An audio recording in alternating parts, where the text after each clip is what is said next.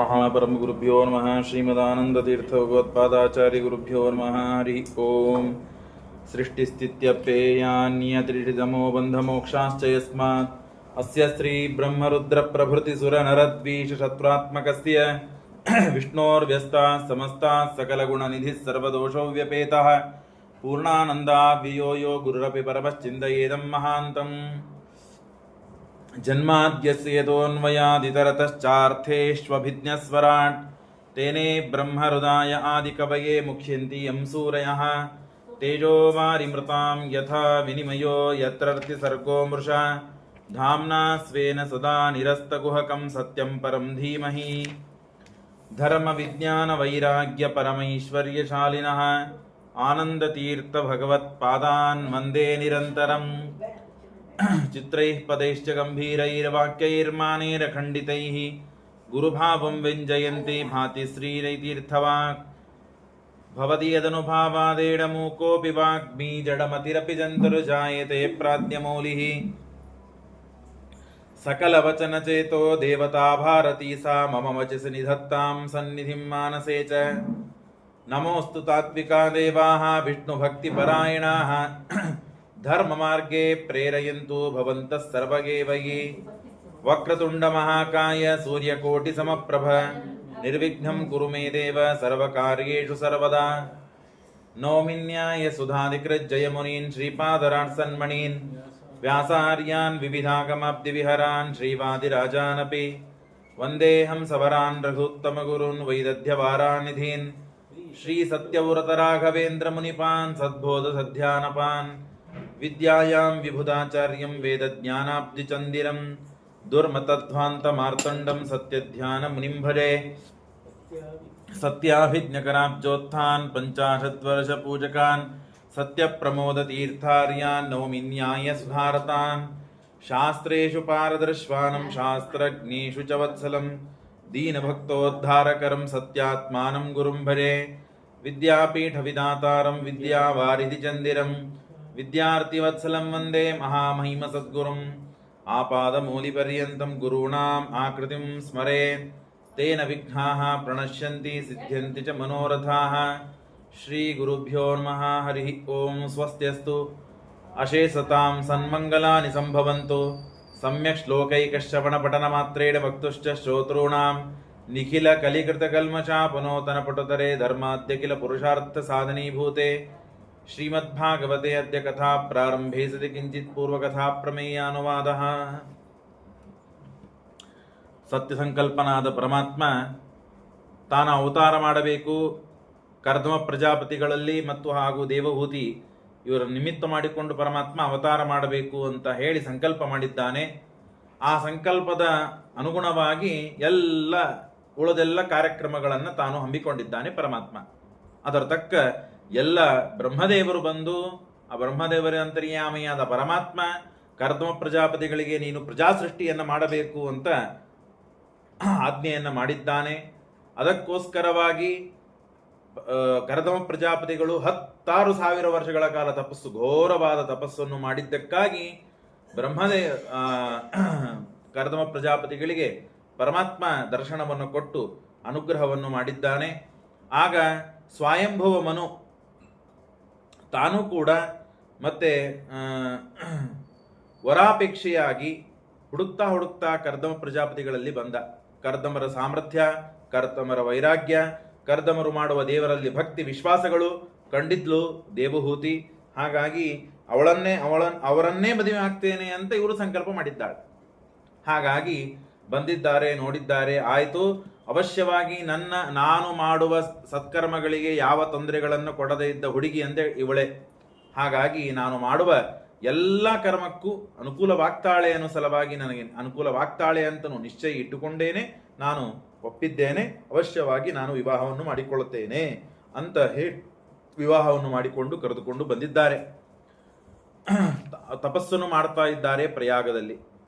ಘನಘೋರವಾದ ತಪಸ್ಸು, ರಾತ್ರಿ ಹಗಲು ತಪಸ್ಸು.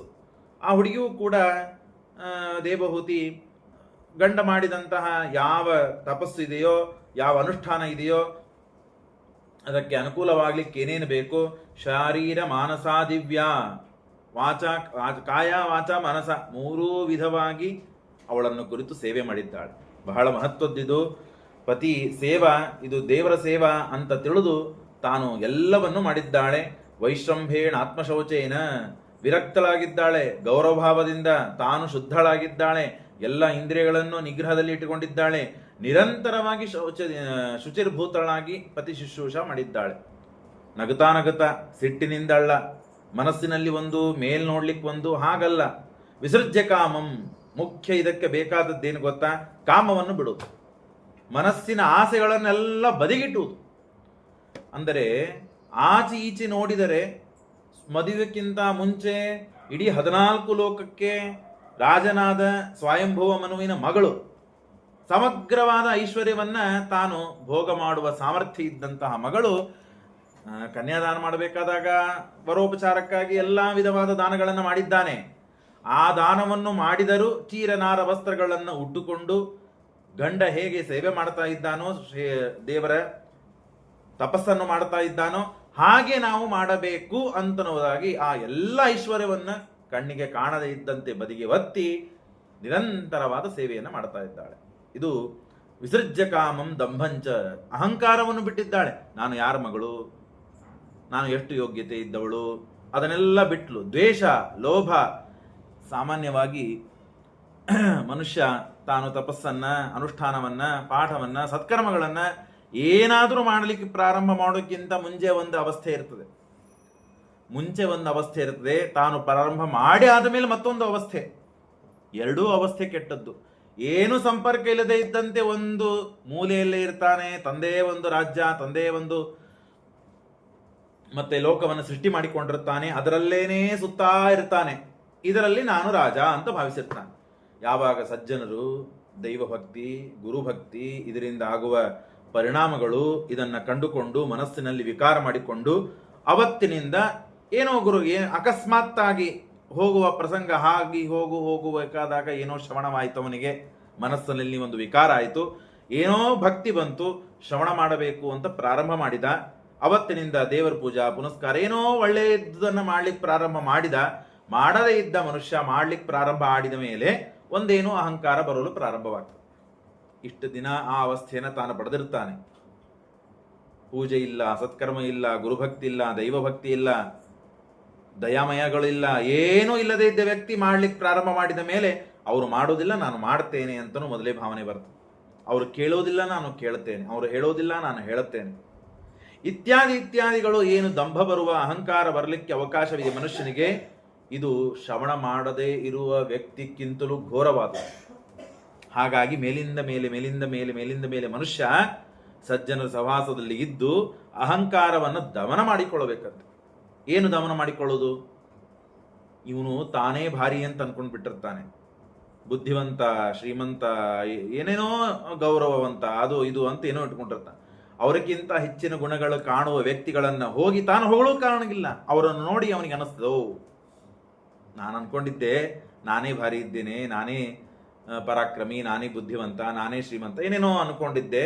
ನನಗಿಂತ ಅಪರೂಪ ವಸ್ತುಗಳು, ವ್ಯಕ್ತಿಗಳು, ವ್ಯಕ್ತಿತ್ವ ಇದ್ದಂತಹ ಜೀವರಾಶಿಗಳು ಅನೇಕ ಜನ ಇದ್ದಾರಪ್ಪ, ನಾನೇನಲ್ಲ ಅಂತ ಹೇಳುವ, ಪುರಾಣವನ್ನ ಹೇಳುವ ಜನರಲ್ಲಿ ಮಧ್ಯದಲ್ಲಿ ಇದ್ದು ಕೇಳಿ ಆ ಮನುಷ್ಯನಿಗೆ ಸಜ್ಜನನಾಗಿದ್ದ ಅಂದರೆ ನಿಶ್ಚಿತವಾಗಿ ಪ್ರಭಾವ ಆಗ್ಲಿಕ್ಕೇ ಬೇಕು, ಮನಸ್ಸಿಗೆ ವಿಕಾರ ಆಗ್ಲಿಕ್ಕೆ ಬೇಕು, ಆಗ್ತದೆ. ಇದು ಭರವಸೆಯನ್ನು ಕೊಡ್ತದೆ ಶ್ರೀಮದ್ ಭಾಗವತ. ಅದಕ್ಕಾಗಿ ಭಾಗವತವನ್ನು ಕೇಳೋದು. ಯಾರು ಕಪಿಲೋಪದೇಶವನ್ನು ಕೇಳಿಲ್ಲ, ಯಾರು ಶ್ರೀಮದ್ ಭಾಗವತವನ್ನು ಕೇಳಿಲ್ಲ, ಯಾರು ಹೇಳಿಲ್ಲ, ಎಲ್ಲರೂ ಹೇಳಿದ್ದಾರೆ, ಎಲ್ಲರೂ ಕೇಳಿದ್ದಾರೆ. ಯಾಕೆ ಮೇಲಿಂದ ಮೇಲೆ ಹೇಳಬೇಕು, ಕೇಳಬೇಕು ಅಂದರೆ ಇದೇ ಒಂದು ಕಾರಣಕ್ಕಾಗಿ. ಮನುಷ್ಯನಿಗೆ ಆಯಾ ಕಥೆಗಳಿಂದ ಹೆಚ್ಚು ವಿಕಾರಗಳನ್ನು ಮನಸ್ಸಿಗೆ ಪರಿಣಾಮ ಮಾಡಿಕೊಂಡು ಅದರಿಂದ ಪ್ರಭಾವಿತನಾಗಿ ದೇವಗುರು ಭಕ್ತಿಯಲ್ಲಿ, ಶಾಸ್ತ್ರ ಶ್ರವಣದಲ್ಲಿ ಆಸಕ್ತಿಯನ್ನು ಇನ್ನು ಹೆಚ್ಚು ಮಾಡಿಕೊಳ್ಳುವ ಪ್ರಸಂಗ ಇಲ್ಲಿ ದೊರಕ್ತದೆ. ಹಾಗಾಗಿ ಮಾಡಬೇಕು. ಹಾಗಾಗಿ ಅದಕ್ಕೆ ಬೇಕಾದದ್ದು ಮೊದಲಿಗೆ ದಂಭ. ಮನುಷ್ಯ ಅಹಂಕಾರವನ್ನು ಬಿಟ್ಟು ಬರಬೇಕು.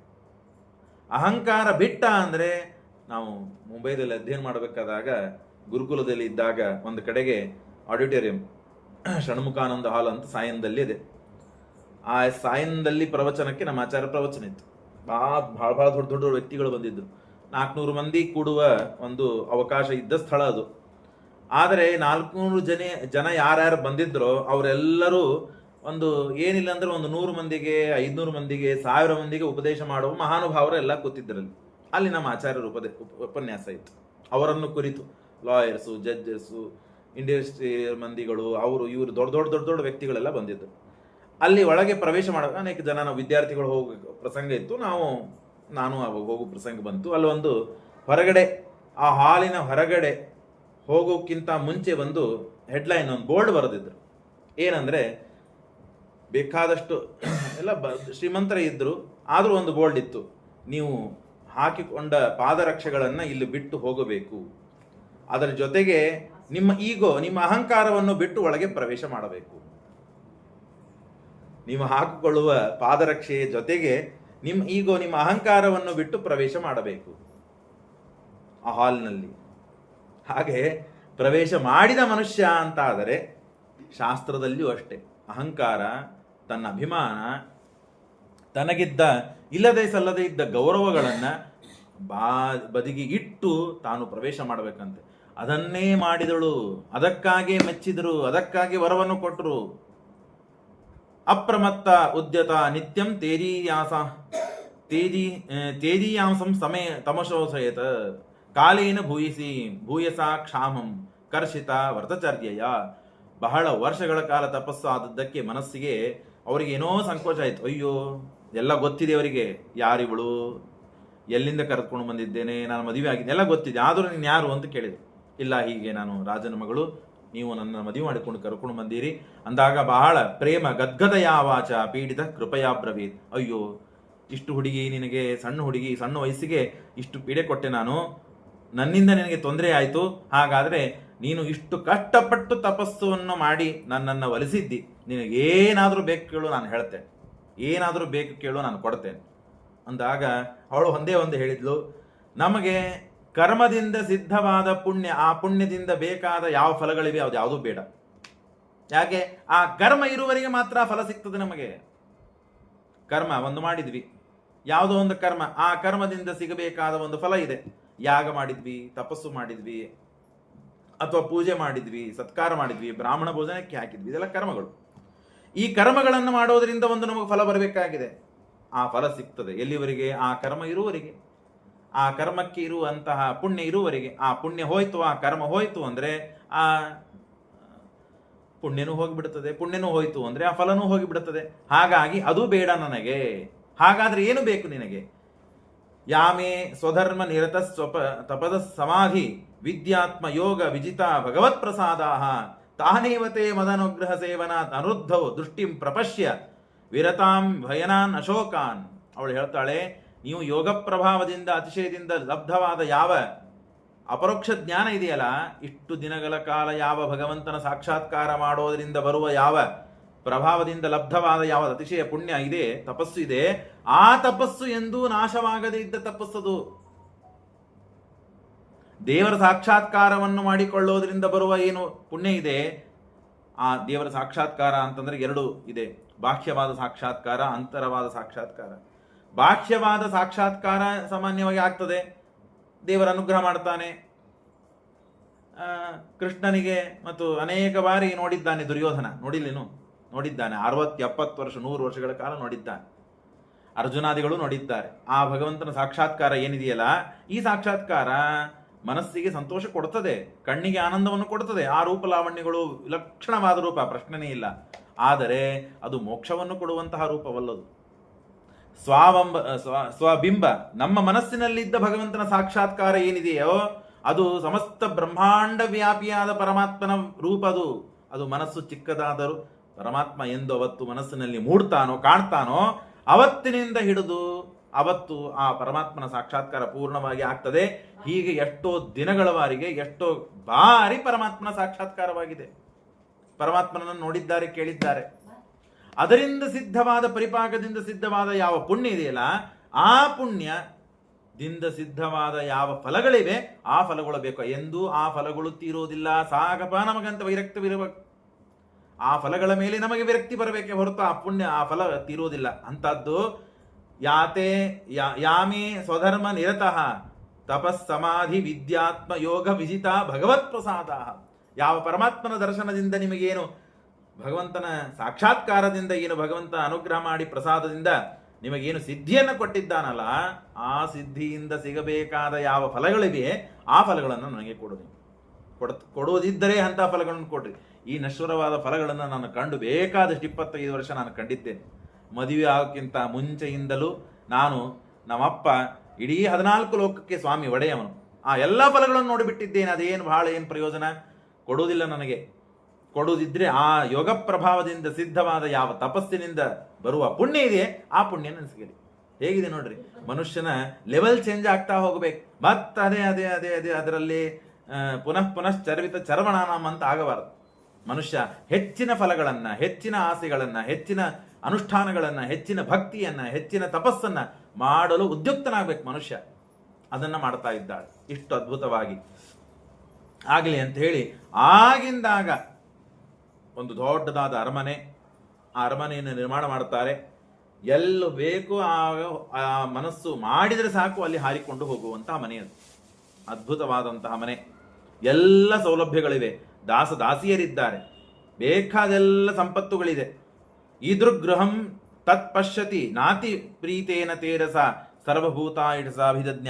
ಒಂದು ಯಾವುದೋ ಮನೆ ಕೊಟ್ಟು ಏನೋ ಒಂದು ಕರ್ಕೊಂಡು ಹೋದ್ರೆ ನಾವು 14 ಲೋಕಗಳಲ್ಲಿ ರಾಜ್ಯವನ್ನ ಆಡಿವಿ, ನಮ್ಮ ತಂದೆ ಎಲ್ಲ ಕಡೆ ಕರ್ಕೊಂಡು ಹೋಗಿದ್ದ ನೋಡಿವಿ, ಇದೇನು ಬಹಳ ಸ್ವಾರಸ್ಯ ಇಲ್ಲ, ಇದೇನು ಅಪರೂಪ ಇಲ್ಲ ಅಂತ ಅಂದು ಬಿಡ್ತಾಳೇನೋ ಅಂತ ಅನ್ಕೊಂಡ್ರೆ ಅನ್ಲಿಲ್ಲವಳು. ಯಾಕೆಂದ್ರೆ ಇಂಥ ಅರಮನೆ ಎಲ್ಲಿ ಮನಸ್ಸು ಮಾಡ್ತಾಳೆ ಅಲ್ಲಿ ಕರ್ಕೊಂಡು ಹೋಗುವುದು, ಏನ್ ಬೇಕಾದೆಲ್ಲ ಸಾಮಗ್ರಿಗಳು, ಶಾಂತ ಅಂದ್ರೆ ಮುಗಿಯುವುದೇ ಇಲ್ಲ ಅಂತ ಭೋಗಗಳು ಸಿಗುವಂತಹ ಒಂದು ದಿವ್ಯವಾದ ಅರಮನೆ ನೋಡಿದ್ದೇ ಹೇಳಳು.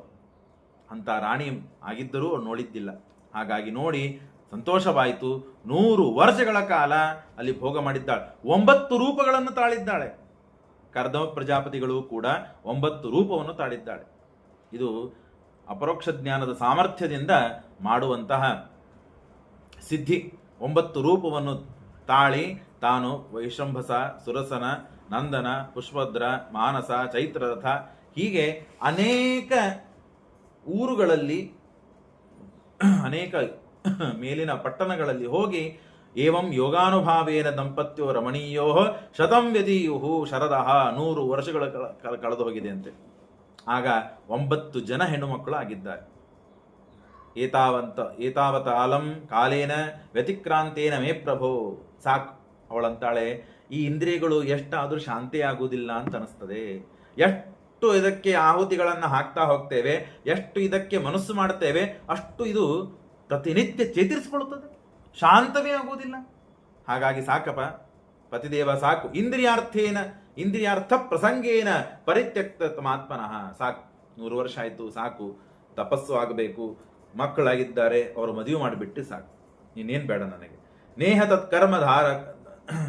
ನೇಹ ತತ್ಕರ್ಮ ಧರ್ಮಾಯ ನ ವಿರಾಗಾಯ ಕಲ್ಪದೆ ನ ತೀರ್ಥಪಾದ ಸೇವಾಯೇ ಜೀವನ್ನಪಿ ಮೃತೋ ಸಹ. ಮನುಷ್ಯ ತಿಳುವಳಿಕೆ ಇದ್ದು ಕೆಲಸಗಳನ್ನು ಸರಿಯಾಗಿ ಮಾಡಲಿಲ್ಲ ಅಂದರೆ ಆ ತಿಳುವಳಿಕೆಗೆ ಏನೂ ಪ್ರಯೋಜನ ಇಲ್ಲ ಅಂತ ಅರ್ಥ. ಸ್ವಯಂ ದಡ್ಡ ಇದ್ದ, ಓದಲಿಲ್ಲ, ಬೇರೆ ಮಾತು. ಶಾಣಾಗಿದ್ದು, ಬುದ್ಧಿವಂತನಾಗಿದ್ದು ಓದಲಿಲ್ಲ ಅಂದರೆ ಆ ಬುದ್ಧಿಗೆ ಏನು ಬೆಲೆ ಇದೆ, ಆ ಮನುಷ್ಯನಿಗೆ ಏನು ಬೆಲೆ ಇದೆ? ದಡ್ಡನಿಗೂ ಬುದ್ಧಿವಂತನಿಗೂ ಏನು ವ್ಯತ್ಯಾಸ?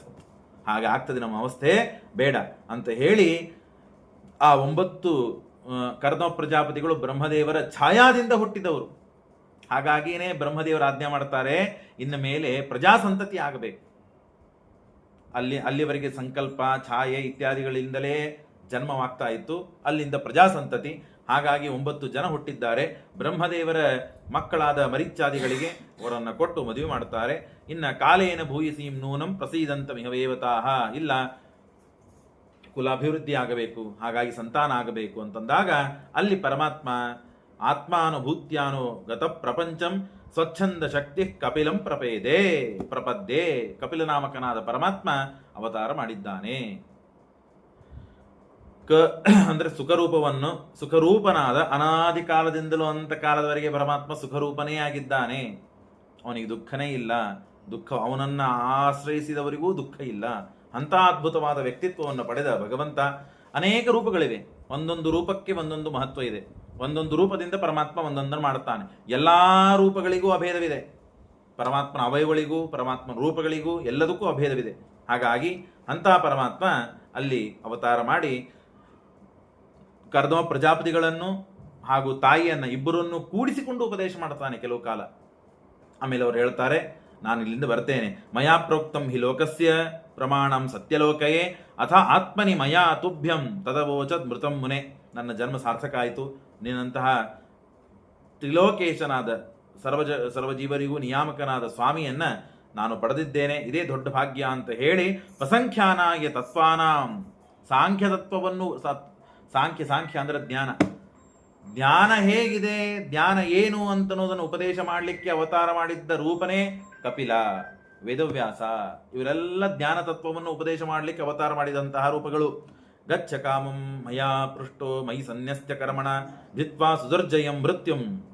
ಅವ್ರು ಹೇಳ್ತಾರೆ, ಇಲ್ಲ ನಾನು ತಪಸ್ಸಿಗಾಗಿ ಹೋಗಬೇಕು ಅಂತ ಆಲೋಚನೆ ಮಾಡಿದ್ದೇನೆ, ಹಾಗಾಗಿ ತಪಸ್ಸಿಗೆ ಹೋಗ್ತೇನೆ ಅಂದಾಗ, ಆಗಲಿ ತಪಸ್ಸಿಗೆ ಹೋಗು. ತಪಸ್ಸಿಗೆ ಹೋದಾಗ ಯಾವ್ಯಾವ ಕರ್ಮಗಳನ್ನು ನೀನು ಮಾಡ್ತೀಯಲ್ಲ ಆ ಎಲ್ಲಾ ಕರ್ಮಗಳನ್ನು ನನಗೆ ಅರ್ಪಣೆ ಮಾಡು. ನಾನು ಮಾಡಿಸಿದ್ದೇನೆ, ಹಾಗಾಗಿ ನಾನೇ ಮಾಡಿಸಿದ್ದು ದೇವರಲ್ಲೇನೆ ಅರ್ಪಣೆ. ಕಪಿಲ ಉಪದೇಶ ಮಾಡ್ತಾ ಇದ್ದಾನೆ. ಎಲ್ಲ ಕರ್ಮಗಳನ್ನು ಏತನ್ಮೇ ಜನ್ಮಲೋಕೇಸ್ಮಿನ್ ಮುಮುಕ್ಷೂಣಾಂ ದುರಾಶಯಾತ್. ನಾನು ಹುಟ್ಟಿದ್ಯಾಕೆ ಗೊತ್ತಾ? ಅನೇಕ ಸಜ್ಜನರಿದ್ದಾರೆ ಜಗತ್ತಿನಲ್ಲಿ. ಆ ಎಲ್ಲಾ ಸಜ್ಜನರು ಉದ್ಧಾರ ಆಗಬೇಕಾಗಿದೆ, ಏನೂ ಅವರಿಗೆ ಆಶ್ರಯ ಇಲ್ಲದೆ ಇದ್ದಂತೆ ಆಗಿದೆ. ಹಾಗಾಗಿ ತತ್ವಗಳನ್ನು ಉಪದೇಶ ಮಾಡ್ತಾ ಇದ್ದೇನೆ. ಮಾಡೋದಕ್ಕಾಗಿ ನಿನ್ನಲ್ಲಿ ಹುಟ್ಟಿದ ನೆಪವನ್ನು ಮಾಡಿ ಅವತಾರ ಮಾಡಿದ್ದು. ತಂ ಪ್ರವರ್ತಿತಂ ದೇಹಂ ಇಮಂ ವಿದ್ಧಿ ಮಯಾಭೃತಂ. ಹಾಗಾಗಿ ನೀನು ಹೋಗಿ ತಪಸ್ಸನ್ನು ಮಾಡಿ, ತಪಸ್ಸು ಮಾಡುವ ಒಂದೊಂದು ಹಂತಕ್ಕೂ, ಒಂದೊಂದು ನಿಮಿಷಕ್ಕೂ, ಒಂದೊಂದು ಕ್ರಿಯಾಕ್ಕೂ ವಿಷ್ಣು ಪ್ರೀತ್ಯರ್ಥಂ ದೇವರು ಮಾಡಿಸಿದ್ದಾನೆ, ದೇವರಲ್ಲಿ ಸಮರ್ಪಣೆ ಮಾಡಬೇಕು. ಮಮಾತ್ಮಾನಂ ಸ್ವಯಂ ಜ್ಯೋತಿ. ನಾನು ಎಂಥವನು ಗೊತ್ತಾ? ಸ್ವಯಂ ಜ್ಯೋತಿ ನಾನು, ಸರ್ವಭೂತ ಗುಹಾಶಯಂ, ಎಲ್ಲರ ಅಂತರ್ಯಾಮಿಯಾದ ಭಗವಂತ. ಆಗಲೇ ನಾನು ಹೇಳಿದಂತೆ ಎಲ್ಲಾ ರೂಪಗಳಿಗೂ ಅಭೇದ ಇದೆ. ಎಲ್ಲರ ಗುಹಾಶಯನಾಗಿದ್ದಾನೆ ಪರಮಾತ್ಮ. ಆ ಗುಹಾಶಯನಾದ ಪರಮಾತ್ಮ ಒಬ್ಬನ್ನೇ. ಆತ್ಮನ್ನೇ ಆತ್ಮನಾವೀಕ್ಷ ವಿಶೋಕಃ ಭಯ ಮೃಚ್ಛಸಿ. ಹಾಗಾಗಿ ನನ್ನನ್ನು ನೋಡಿ, ನನ್ನ ಜ್ಞಾನ ಮಾಡಿಕೊಂಡು ಸಂಸಾರ ಭಯ ಕಳೆದುಕೊಳ್ಳುತ್ತಿ. ಇಲ್ಲದೇ ಇದ್ರೆ ಬಹಳ ಕಷ್ಟ ಇದೆ. ಹಾಗಾಗಿ ಮಾಡುವ ಎಲ್ಲ ಕರ್ಮಗಳಿಗೂ ನೀನು ನನ್ನನ್ನೇ ಆಶ್ರಯಿಸು, ನನ್ನಲ್ಲೇ ಸಮರ್ಪಿಸು. ಸಾಮಾನ್ಯವಾಗಿ ಕರ್ಮಗಳನ್ನು ಮನುಷ್ಯ ಮಾಡುತ್ತಾನೆ, ಮಾಡುವಾಗ ಭರದಲ್ಲಿ ಮಾಡ್ತಾನೆ, ಸಮರ್ಪಣೆ ಮಾಡಬೇಕಾದಾಗ ಸಮರ್ಪಣೆ ಮಾಡಲಿಕ್ಕೆ ಆಗುವುದಿಲ್ಲ. ಹಾಗಾಗಿ ಆ ಸಮರ್ಪಣೆ ಮಾಡದೇ ಇದ್ರೆ ಫಲ ಸಿಗುವುದಿಲ್ಲ ಅಂತ ಹೇಳ್ತದೆ ಶಾಸ್ತ್ರ. ಸತ್ಯಾತ್ಮತೀರ್ಥ ಶ್ರೀಪಾದಗಳು ಮೇಲಿಂದ ಮೇಲೆ ಈ ಮಾತುಗಳನ್ನು ಹೇಳಿದ್ದನ್ನು ಕೇಳಿದ್ದೇನೆ. ಒಬ್ಬ ಪತ್ರ, ಒಂದು ಲೆಟರ್ ಬರೋದು ಪೋಸ್ಟ್ ಬಾಕ್ಸ್ದಲ್ಲಿ ಒಬ್ಬ ವ್ಯಕ್ತಿ ಹಾಕಿದಂತೆ. ಪೋಸ್ಟ್ ಬಾಕ್ಸ್ ಪತ್ರವನ್ನು ಬರೆದು ಪೋಸ್ಟ್ ಬಾಕ್ಸ್ ಹೋಗ್ಬೇಕಲ್ಲ, ಅದಕ್ಕಾಗಿ ಒಂದು ಪತ್ರ ಬಾಕ್ಸ್ದಲ್ಲಿ ಹಾಕಿದರೆ ಎಲ್ಲಿ ತಲುಪಬೇಕಾಗಿತ್ತು ಅಲ್ಲಿ ತಲುಪೇ ಇಲ್ಲ, ಅಲ್ಲಿ ಮುಟ್ಟೇ ಇಲ್ಲ. ಆ ಕಡೆಯಿಂದ ಮೆಸೇಜ್ ಬಂತು ಇವರಿಗೆ, ನೀವು ಏನು ಕಳಿಸ್ಬೇಕಾಗಿತ್ತೋ ಮನಿ ಆರ್ಡರು ಏನೋ ಒಟ್ಟಿಗೆ ಕಳಿಸ್ಬೇಕಾಗಿತ್ತು ಅದು ನಮಗೆ ಬಂದು ಮುಟ್ಟೇ ಇಲ್ಲ. ಇವನು ಹಾಕಿದಲ್ಲಿ ಎಲ್ಲಿ ಪೋಸ್ಟ್ ಆಫೀಸ್ ಇತ್ತು ಅಲ್ಲಿ ಹೋಗಿ ಪೋಸ್ಟ್ ಬಾಕ್ಸಲ್ಲಿ ನಾನು ಹಾಕಿದ್ದೇನೆ, ನೀವು ಅದನ್ನು ತಲುಪಿಸೇ ಇಲ್ಲ ಅಂತ ಹೇಳಿ ಜೋರು ಬಾಯ್ ಮಾಡಿದ, ಬೈದ, ಹಾಗೆ ಹೀಗೆ ಎಲ್ಲ ಆಯ್ತು. ಅವನು ಪಾಪ ಬಂದ, ವಾಚ್ಮನ್ ಇದ್ನೋ ಯಾರಿದ್ನೋ ಅವನು ಬಂದ, ಆ ಬಾಕ್ಸ್ ತೆಗೆದ, ನೋಡಿದ ಅವ್ರ ಲೆಟ್ರಲ್ಲೇ ಇತ್ತು. ಹೌದು ನೀವು ಹೇಳಿದ ಖರೆ ಇದೆ, ಹೋಗೇ ಇಲ್ಲಿದು, ನಮ್ಮ ಕಡೆಯಿಂದ ಏನೋ ತಪ್ಪಾಗಿದೆ ಅಂತ ನೋಡಿದರೆ ಆ ಪತ್ರವನ್ನು ತೆಗೆದು ಆ ಲೆಟರನ್ನು ನೋಡಿದರೆ ಲೆಟರ್ ಇದೆ, ಎಲ್ಲ ಇದೆ, ಆದರೆ ಅದರ ಮೇಲೆ ಅಡ್ರೆಸ್ಸೇ ಇಲ್ಲ. ಎಲ್ಲಿ ಹೋಗ್ಬೇಕು? ಅದು ಅಡ್ರೆಸ್ ಇಲ್ಲದಿದೆ ಕಾರಣಕ್ಕಾಗಿ ಎಲ್ಲಾ ಲೆಟರ್ಗಳನ್ನು ಬೇರೆ ಬೇರೆ ಊರಿಗೆ ಎಲ್ಲೆಲ್ಲಿ ಕಳಿಸ್ಬೇಕಾಗಿತ್ತು ಅಲ್ಲಿ ಕಳಿಸಿದ್ದಾರೆ. ಆದರೆ ನಿಮ್ಮ ಮೇಲೆ, ನಿಮ್ಮ ಪತ್ರದ ಮೇಲೆ ಎಲ್ಲಿ ತಲುಪಬೇಕು, ಎಲ್ಲಿ ಮುಟ್ಟಬೇಕು, ಆ ಗುರಿಗೆ ಬೇಕಾದ ಅಡ್ರೆಸ್ ಅದು ಇಲ್ಲೇ ಇಲ್ಲ, ಹಾಗಾಗಿ ತಲುಪಿಲ್ಲ. ಹಾಗಿದೆ ನಮ್ಮ ಅವಸ್ಥೆ. ನಾವು ಮಾಡುವ ಎಲ್ಲ ಕರ್ಮಗಳಿಗೂ ದೇವರಿಗೆ ಸಮರ್ಪಣೆ ಆಗಬೇಕು ಅಂತ ಹೇಳಿ ಒಂದು ಚಿಕ್ಕ ಬಿದ್ದರೆ ದೇವರು ಅದನ್ನು ತಾನಾಗೆ ಸ್ವೀಕಾರ ಮಾಡ್ತಾನೆ, ಕೊಡಬೇಕಾದ ಫಲವನ್ನು ಕೊಡ್ತಾನೆ. ಮೊದಲಿಗೆ ಕರ್ಮವನ್ನು ಮಾಡುವ ಬುದ್ಧಿಯನ್ನು ಕೊಡ್ತಾನೆ. ಕರ್ಮವನ್ನು ಮಾಡಿದ ಮೇಲೆ ಕರ್ಮದಿಂದ ಆಗುವ ಸಮರ್ಪಣೆ ಇದೆಯೇ, ಆ ಸಮರ್ಪಣೆಯಿಂದ ಭಗವಂತ ನಮಗೆ ಕೊಡಬೇಕಾದ ಫಲಗಳನ್ನು ಅವಶ್ಯವಾಗಿ ಕೊಡ್ತಾನೆ. ಇಷ್ಟಾಗಿ ಪ್ರದಕ್ಷಿಣೀಕೃತ್ಯ ತಂ ಪ್ರೀತೋ ವನಮೇವ ಜಗಾಂಸ. ಇಷ್ಟು ಕೇಳುವಷ್ಟು ಕೇಳಿದರು ಅನೇಕ ತತ್ವಗಳನ್ನು ಉಪದೇಶ ಮಾಡ್ತಾರೆ. ಕಪಿಲರು ಕರ್ದಮ ಪ್ರಜಾಪತಿಗಳಿಗೂ ಹಾಗೂ ದೇವಹೂತಿಗೂ ಇಬ್ಬರನ್ನು ಕೂಡಿಸಿಕೊಂಡು ಉಪದೇಶ ಮಾಡ್ತಾರೆ. ಮೊಟ್ಟ ಮೊದಲಿಗೆ ಉಪದೇಶವನ್ನು ಪಡೆದ ಮೇಲೆ ನೀನೇನು ಉಪದೇಶ ಮಾಡಿದ್ದೀಯಲ್ಲ, ನನ್ನ ಅಂತರ್ಯಾಮಿಯಾಗಿದ್ದೋನೇ ನೀನೇ. ಹಾಗಾಗಿ ನನ್ನ ಅಂತರ್ಯಾಮಿಯನ್ನು ಸ್ಮರಣೆ ಮಾಡ್ತಾ ನಾನು ಈ ಲೋಕವನ್ನು ಬಿಡೋದಕ್ಕೆ ಪ್ರಯತ್ನ ಮಾಡುತ್ತೇನೆ. ನಾನು ಮೋಕ್ಷವನ್ನು ಪಡಿಬೇಕು ಅಂತ ಅಪೇಕ್ಷೆ ಇದೆ. ಹಾಗಾಗಿ ನಿನ್ನನ್ನೇ ಅನುಷ್ಠಾನ ವ್ರತಂಚ ಆಸ್ಥಿತೋ ಮೌನಂ ಐಕ ಶರಣೋ ಮುನಿಹಿ. ಏಕಾಂತ ಚಿತ್ತದಿಂದಾಗಿ ನಿನ್ನನ್ನು ಸ್ಮರಣೆ ಮಾಡುತ್ತೇನೆ. ಏಕಾಂತ ಚಿತ್ತದಿಂದ ಸ್ಮರಣೆ ಮಾಡುವುದು ಬಹಳ ಕಠಿಣ ಇದೆಯಲ್ಲ ಅಂತಂದರೆ ಕಠಿಣ ಏನಿಲ್ಲ, ನಾವು ಆ ರೂಢಿಯನ್ನು ಮಾಡಿಕೊಂಡಿಲ್ಲ. ತಾಯಿ ಕೂಸುಗಳು ಹುಡುಗರು ಎಲ್ಲ ಸೂಟಿ ಇದ್ದಾಗೆಲ್ಲ ನೋಡ್ರಿ ಎಲ್ಲ ಕಡೆ ಆಟ ಆಡ್ತಾ ಇದ್ದಾರೆ, ಬರ್ತಾ ನೋಡಿದೆ ನಾನು. ಏಪ್ರಿಲ್ ಮೇ ಅಂತಂದ್ರೆ ಸೂಟಿ, ಎಲ್ಲರೂ ಆಟ ಆಡ್ತಿರ್ತಾರೆ. ಆಟ ಆಡಬೇಕಾದಾಗ ಮುಂಜಾನೆ ಹೋಗಿರ್ತಾವ ಹುಡುಗರು ಬಿಸಿಲ್ದಾಗ. ಹೋದಾಗ ಅಲ್ಲೆಲ್ಲ ಕಂಡಾಗ ಮನೆ ಹತ್ತಿರ ಇದ್ದಾಗ ಮನೆಯಿಂದ ಹೊರಗೆ ಬಂದು ಅಲ್ಲೇ ಆಟ ಆಡ್ತಾ ಇದ್ದಾಗ ತಾಯಿ ಬಂದು ಕರೀತಾಳೆ, ಬಾರೋ ಊಟಕ್ಕೆ ಬಾರೋ. ಊಟ ಮಾಡಿ ಮತ್ತೆ ಹೋಗಿ ಆಟ ಆಡೋ ಬೇಕಾದ. ಅವಾಗ ಕೇಳಿಕ್ ತಯಾರಾಗಿದ್ರು ಹುಡುಗರು. ಮತ್ತೆ ಕರೀತಾಳೆ, ಮತ್ತೆ ಬರೋದಿಲ್ಲ. ಬೇಡಪ್ಪ, ಇಲ್ಲೇ ಕಂಪೌಂಡಲ್ಲಿ ನಿಂತಿದ್ದೀನಿ, ಇಲ್ಲೇ ಬಾಯಿ ತುತ್ತು ಹಾಕ್ತೇನೆ, ಬಾರೋ. ಬರುವುದಿಲ್ಲ. ನಿಂತಲ್ಲೇ ಎಲ್ಲಿ ನಿಂತ ಕ್ರಿಕೆಟ್ ಆಡ್ತಿರ್ತಾರೋ ಫುಟ್ಬಾಲ್ ಏನೋ ಆಡ್ತಿರ್ತಾರಲ್ಲ, ಹೋಗಿ ಬಾಯಿಗೆ ತುತ್ತು ಕೊಡಬೇಕು ಅಂತಂದ್ರೆ ಅಲ್ಲೂ ತಿನ್ನಂಗಿಲ್ಲ. ಅಂದ್ರೆ ಏನಿತ್ತು ಅವ್ರಿಗೆ ಅಭಿಪ್ರಾಯ ಏನಿದೆ ಅಂತ ಹೇಳೋದು. ಎಷ್ಟು ಏಕಾಗ್ರಚಿತ್ತದಿಂದ ಆಟದಲ್ಲೇನೆ ನಿರ್ಭರರಾಗಿದ್ದಾರೆ, ಬೇರೆ ಕಡೆಗೆ ಮನಸ್ಸೇ ಇಲ್ಲ. ಊಟ ಮಾಡದೇ ಇದ್ರೆ ಮನಸ್ಸು ಎಲ್ಲಿ ಸೋತ್ ಹೋಗ್ತದೋ, ಎಲ್ಲಿ ನಿಶಕ್ತರಾಗ್ತೀವೋ, ಬೀಳ್ತೀವೋ, ಇವತ್ತು ಒಂದೇ ದಿವಸ ಅಲ್ಲ ನಾಳಿನ ದಿವಸ ಆಟ ಆಡಬೇಕು, ಈ ತಲೆ ಇಲ್ಲ ಅವ್ರಿಗೆ ಹುಡುಗರಿಗೆ. ಹಾಗೆ ನಾವು ಬಾಲೇನ ತಿಷ್ಠಾಸೇತ್, ಶಾಸ್ತ್ರ ಹೇಳ್ತದೆ ನಮಗಿದು. ಬಾಲೇನ ತಿಷ್ಠಾಸೇತ್, ಮನುಷ್ಯ ಬಾಲಕರಂತೆ ಆಗಬೇಕು. ಏನು ಬಾಲಕರಂತೆ ಆಗಬೇಕು? ಅವರು ಮಾಡುವ ಕೆಲಸಗಳೇನಿರ್ತದಲ್ಲ, ಆ ಕೆಲಸ ಮಾಡುವ ಇದಾಗಿ ಏನು ತಾವು ಸಂಕಲ್ಪ ಮಾಡಿರ್ತಾರೋ ಆ ಸಂಕಲ್ಪ ಪೂರ್ಣ ಆಗುವವರೆಗೂ ಆ ಕೆಲಸ ಮಾಡ್ತಾವ ಹುಡುಗರು. ಒಬ್ಬ ವಿಷುಕಾರ ಏಕಾದಶ ಸ್ಕಂದ ಭಾಗವತದಲ್ಲಿ ಬರುತ್ತದೆ. ಬಾಣವನ್ನು ಮಾಡುವ ವ್ಯಕ್ತಿ ಚೂಪಾಗಿ ಮಾಡಬೇಕಾಗಿರ್ತದೆ, ಕಲ್ಲಿಗೆ ತಿಕ್ತಾ ಕೂತಿರ್ತಾನೆ ಪಾಪ ಅವ ವ್ಯಕ್ತಿ. 24 ಗುರುಗಳಲ್ಲಿ ಒಬ್ಬವ ಅವಧೂತ ಈ ಇಶುಕಾರನನ್ನು ಗುರುಗಳನ್ನಾಗಿ ಮಾಡ್ಕೊಳ್ತಾನೆ. ಏನು ಗುರುವನ್ನಾಗಿ ಮಾಡ್ಕೊಳ್ತಾನೆ? ಅವ ಬಾಣ ತಿಕ್ತಾ ಇರ್ತಾನೆ. ಪಕ್ಕದಲ್ಲಿ ಒಬ್ಬ ರಾಜ ಸೈನ್ಯವನ್ನು ತೆಗೆದುಕೊಂಡು ಬಾರಸ್ತಾ ವಾದ್ಯ ವ್ಯವಹಾರಗಳನ್ನ ಮಾಡಿಕೊಂಡು ಪಕ್ಕದಲ್ಲೇನೆ ಇವನು ಫುಟ್ಪಾತ್ ಅಲ್ಲಿ ಕೂತಿರ್ತಾನೆ. ರೋಡದ ಪಕ್ಕದಲ್ಲಿ ಕೂತು ಆ ಬಾಣಗಳನ್ನು ಮಾಡ್ತಾ ಕೂತಿರ್ತಾನೆ. ಪಕ್ಕದಿಂದಲೇನೆ ಆ ಸೈನಿಕರು, ಆ ವಾದ್ಯ ವಿಭಾಗಗಳು ಎಲ್ಲ ಮರ್ಯಾದೆಯ ಬೆಲ ಸಮೇತನಾಗಿ ರಾಜ ಹೋಗ್ತಾನೆ. ತಲೆ ಎತ್ತಿ ನೋಡೋದಿಲ್ಲ. ಏನು ಹೊರಟಿದ್ದಾರೆ, ಯಾರು ಹೊರಟಿದ್ದಾರೆ, ಎಷ್ಟು ಹೊರಟಿದ್ದಾರೆ, ಎಷ್ಟು ಜನ ಹೋಗ್ತಾ ಏನೇನು ಕಾರ್ಬಾರ್ ಮಾಡಲಿಲ್ಲ, ಏನಿಲ್ಲ, ಉಪದ್ರ ವ್ಯಾಪಾರನೇ ಇಲ್ಲ, ತಿಕ್ತ ಹಾಕುತ್ತಿದ್ದ. ಪಕ್ಕದಲ್ಲಿ ಇದ್ದ ಅವಧೂತ ಅವನು ನೋಡಿ ಗಾಬರಿ ಆದಂತೆ. ಏನೋ ವ್ಯಕ್ತಿ ನೀನು, ಆ ಪಕ್ಕದಿಂದ ಇಷ್ಟು ಅವ್ರ ಕೆಲಸ ಅವ್ರು ಮಾಡಿದ್ರು, ನನ್ನ ಕೆಲಸನ ಮಾಡಿದೆ ಅಂತ ಉತ್ತರ ಕೊಟ್ಟು. ಪಕ್ಕದಿಂದ ಇಷ್ಟು ಜನ ಹೊರಟಿದ್ದಾರೆ, ರಾಜ ಹೊರಟಿದ್ದಾನೆ, ರಾಜನಿಗಾಗಿ ಎದ್ದಿರಬೇಕು, ಏನಂತ ನೋಡಬೇಕು, ಏನಿಲ್ಲೇ ನಿನಗೆ ವೈಭವ ನಡೀತಾ ಇದೆ, ಏನೋ ಮೆರವಣಿಗೆ ಹೋಗ್ತಾ ಇದೆ ಅಂದ್ರೆ ಆ ಮೆರವಣಿಗೆಯಲ್ಲಿ ನಮಗೆ ಭಾರ ಇರೋದಿಲ್ಲ. ಮೆರವಣಿಗೆಯಲ್ಲಿ ಯಾರು ಡ್ಯಾನ್ಸ್ ಮಾಡ್ತಿದ್ದಾರೆ, ಯಾರು ಹಾಡುತ್ತಿದ್ದಾರೆ, ಏನು ಸ್ವಲ್ಪ ಅಪರೂಪಗಳು ವಸ್ತು ಇರ್ತದೆ ಅಂತ ನೋಡ್ತಾ ಇದ್ದಾರೆ ಮನುಷ್ಯರು. ಇವರೇನೂ ನೋಡ್ಲಿಲ್ಲ. ಅವನು ಹೇಳಿದ, ಸ್ವಲ್ಪ ಹಾಗೆ ಈಚೆ ನಾನು ಗಮನ ಕೊಟ್ಟೆ ಅಂತಂದ್ರೆ ಬಾಣ ಚೂಪಾಗುವುದಿಲ್ಲ. ಎದಕ್ಕಾಗಿ ಇದನ್ನು ಉಪಯೋಗ ಮಾಡಬೇಕು ಅಂತ ಮನುಷ್ಯ ನಮ್ಮ ಕಡೆಯಿಂದ ತೆಗೆದುಕೊಳ್ತಾನೆ, ಸರಿಯಾಗಿಲ್ಲ ಅಂತದನ್ನು ಖರೀದಿ ಮಾಡೋದಿಲ್ಲ ಅವನು. ನಾನು ಏಕಾಗ್ರ ಚಿತ್ತದಿಂದೇ ಮಾಡಬೇಕು ಅಂತ ಅವನು ಉತ್ತರ ಕೊಟ್ಟಂತೆ. ಹಾಗೆ ಅವಧೂತ್ ವಿಚಾರ ಮಾಡಿದಂತೆ, ಈ ಏಕಾಗ್ರ ಚಿತ್ತ ಏನಾದರೂ ನಾವು ಧ್ಯಾನದಲ್ಲಿ ಮಾಡಿಬಿಟ್ಟಿದ್ವಿ ಅಂದರೆ ನಮಗೆ ಸದೇಹವಾಗಿ ಮೋಕ್ಷವಾಗಿ ಬಿಡ್ತಿತ್ತು. ಮಾಡ್ಲಿಕ್ಕೆ ಆಗಲಿಲ್ಲ. ಹಾಗಾಗಿ 24 ಗುರುಗಳಲ್ಲಿ ಇವನೂ ಒಬ್ಬ ನನಗೆ ಗುರುವಾಗಿ ಸಿಕ್ಕ. ಹೀಗೆ ನಾನು ಏಕಾಗ್ರ ಚಿತ್ತದಿಂದಾಗಿ ಮನಸ್ಸು ಮಾಡಿ ಭಗವಂತನಲ್ಲಿ ನಾನು ಧ್ಯಾನ ಮಾಡಬೇಕು. ಧ್ಯಾನ ಮಾಡೋದು ಮನುಷ್ಯ ಮನಸ್ಸು ಗಟ್ಟಿ ಮಾಡಿಕೊಂಡ ಅಂದರೆ ಬೇಕಾದೆಲ್ಲ ಸಾಧಿಸಲಿಕ್ಕೆ ಸಾಧ್ಯವಿದೆ ಅಂತ ಅನ್ಲಿಕ್ಕೆ ಇವೇ ವ್ಯಕ್ತಿ ದೃಷ್ಟಾಂತನಾಗಿದ್ದಾನೆ. ಹಾಗಾಗಿ ನಾನು ಅವಶ್ಯವಾಗಿ ಹೋಗಿ ಏಕಾಂತ ಮನಸ್ಕನಾಗಿ ಭಗವಂತನನ್ನು ಆರಾಧನೆ ಮಾಡ್ತೇನೆ. ಭಗವಂತ ನೀನು ಅನುಗ್ರಹ ಮಾಡು ಅಂತ ಹೇಳಿ ಕರ್ದಮ ಪ್ರಜಾಪತಿಗಳು ಹೊರಗಿದ್ದಂತಹ ಕಪಿಲನನ್ನ ಅನುಜ್ಞೆಯನ್ನು ಪಡೆದು ಒಳಗಿದ್ದ ಭಗವಂತನನ್ನ ಉಪಾಸನೆ ಮಾಡಲಿಕ್ಕಾಗಿ ಕಾಡಿಗೆ ಹೋಗ್ತಾನೆ. ವಾಸುದೇವಿ ಭಗವತಿ ಸರ್ವಜ್ಞೆ ಪ್ರತ್ಯಗಾತ್ಮನಿ ಪರೇಣ ಭಕ್ತಿಭಾವೇನ ಲಬ್ಧಾತ್ಮ ಮುಕ್ತ ಬಂಧನ. ಎಲ್ಲ ಬಂಧನಗಳಿಂದ ಮುಕ್ತನಾದ ಭಗವಂತ ನೀನು ಲಬ್ಧನಾದ ಆತ್ಮನಾಗಿದ್ದಿ. ಹಾಗಾಗಿ ಭಕ್ತಿಭಾವದಿಂದ ನಿನ್ನನ್ನು ಪ್ರತ್ಯಗಾತ್ಮನಿ ಒಳಗಿದ್ದಂತಹ ನಿನ್ನನ್ನು ಕಾಣಬೇಕು. ಸರ್ವಜ್ಞನಾದ ಸರ್ವಶಕ್ತನಾದ ಅನಂತ ಗುಣಪೂರ್ಣನಾದ ಭಗವಂತನನ್ನು ನಾನು ಕಾಣಬೇಕು. ಹೇಗೆ ವಿಚಿತ್ರ ಇದೆ ಅಂದರೆ ಆ ಕಾಣುವ ವ್ಯಕ್ತಿ ಎಷ್ಟು ಹೊತ್ತು ಕಾಣ್ತಾನೆ ಅದಕ್ಕೆಲ್ಲ ದ್ವಿತೀಯ ಸ್ಕಂದ ಭಾಗವತ ಎಲ್ಲ ಉತ್ತರ ಕೊಡ್ತದೆ. ಅರ್ಧ ಮಾತ್ರ ಲಾಘವ, ಅಕಾರವನ್ನು ಉಚ್ಚಾರಣೆ ಮಾಡುವಷ್ಟು ಸಮಯ, 6 ಆಕಾರಗಳನ್ನು ಉಚ್ಚಾರ ಮಾಡುವ ಸಮಯ, 48 ನಿಮಿಷಗಳ ಕಾಲ, 48 ನಿಮಿಷದ ಹೊರತಾದ ಕಾಲ, ಆ ಸಮಯದಲ್ಲಿ ಮಾಡುವ ದೇವರ ಕಾಣುವಂತಹ ಭಕ್ತರಿದ್ದಾರೆ ಅಂತ ಹೇಳ್ತದೆ ಶಾಸ್ತ್ರ.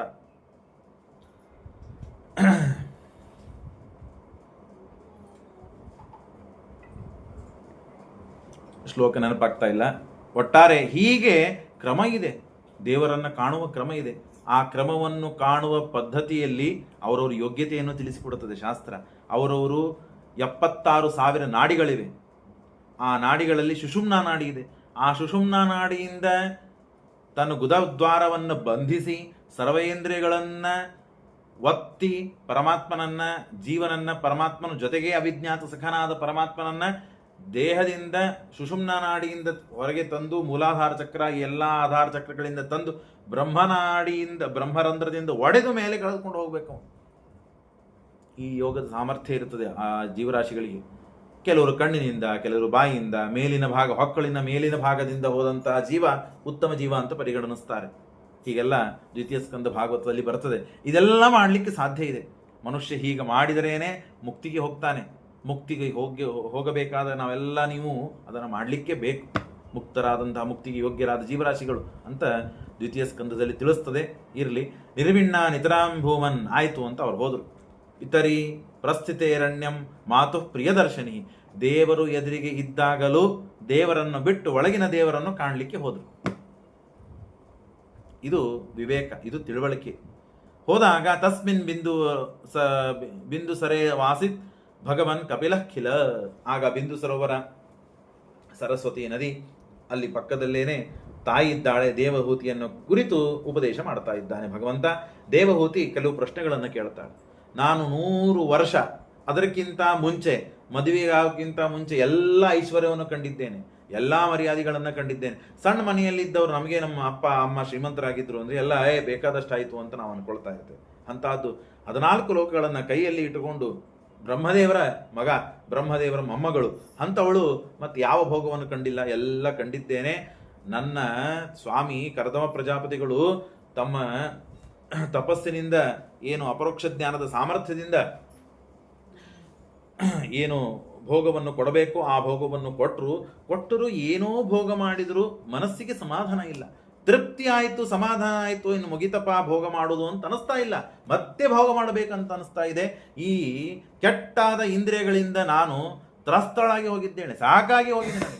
ನಿರ್ವಣ್ಣ ನಿತರಾಂ ಭೂಮನ್ ಅಸದಿಂದ್ರಿಯ ತರ್ಪಣ. ಈ ಇಂದ್ರಿಯಗಳಿಂದ ನಾನು ಬಹಳ ಕಷ್ಟವನ್ನು ಅನುಭವಿಸ್ತಾ ಇದ್ದೇನೆ.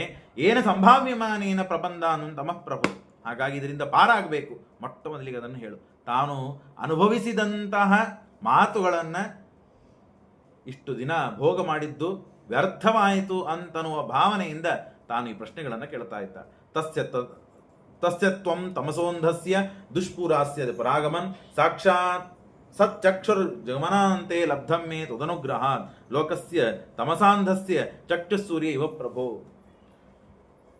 ಜಗತ್ತು ಅಂಧಕಾರದಿಂದ ಕೂಡಿಬಿಟ್ಟಿದೆ. ಅಮಾವಾಸ್ಯೆ ಬಂದಿದೆ. ಮೊದಲಿಗೆಲ್ಲ ಅಮಾವಾಸ್ಯೆ ಹುಣ್ಣಿಮೆಗಳಿಗೆ ವ್ಯತ್ಯಾಸ ಗೊತ್ತಾಗ್ತಾ ಇತ್ತು.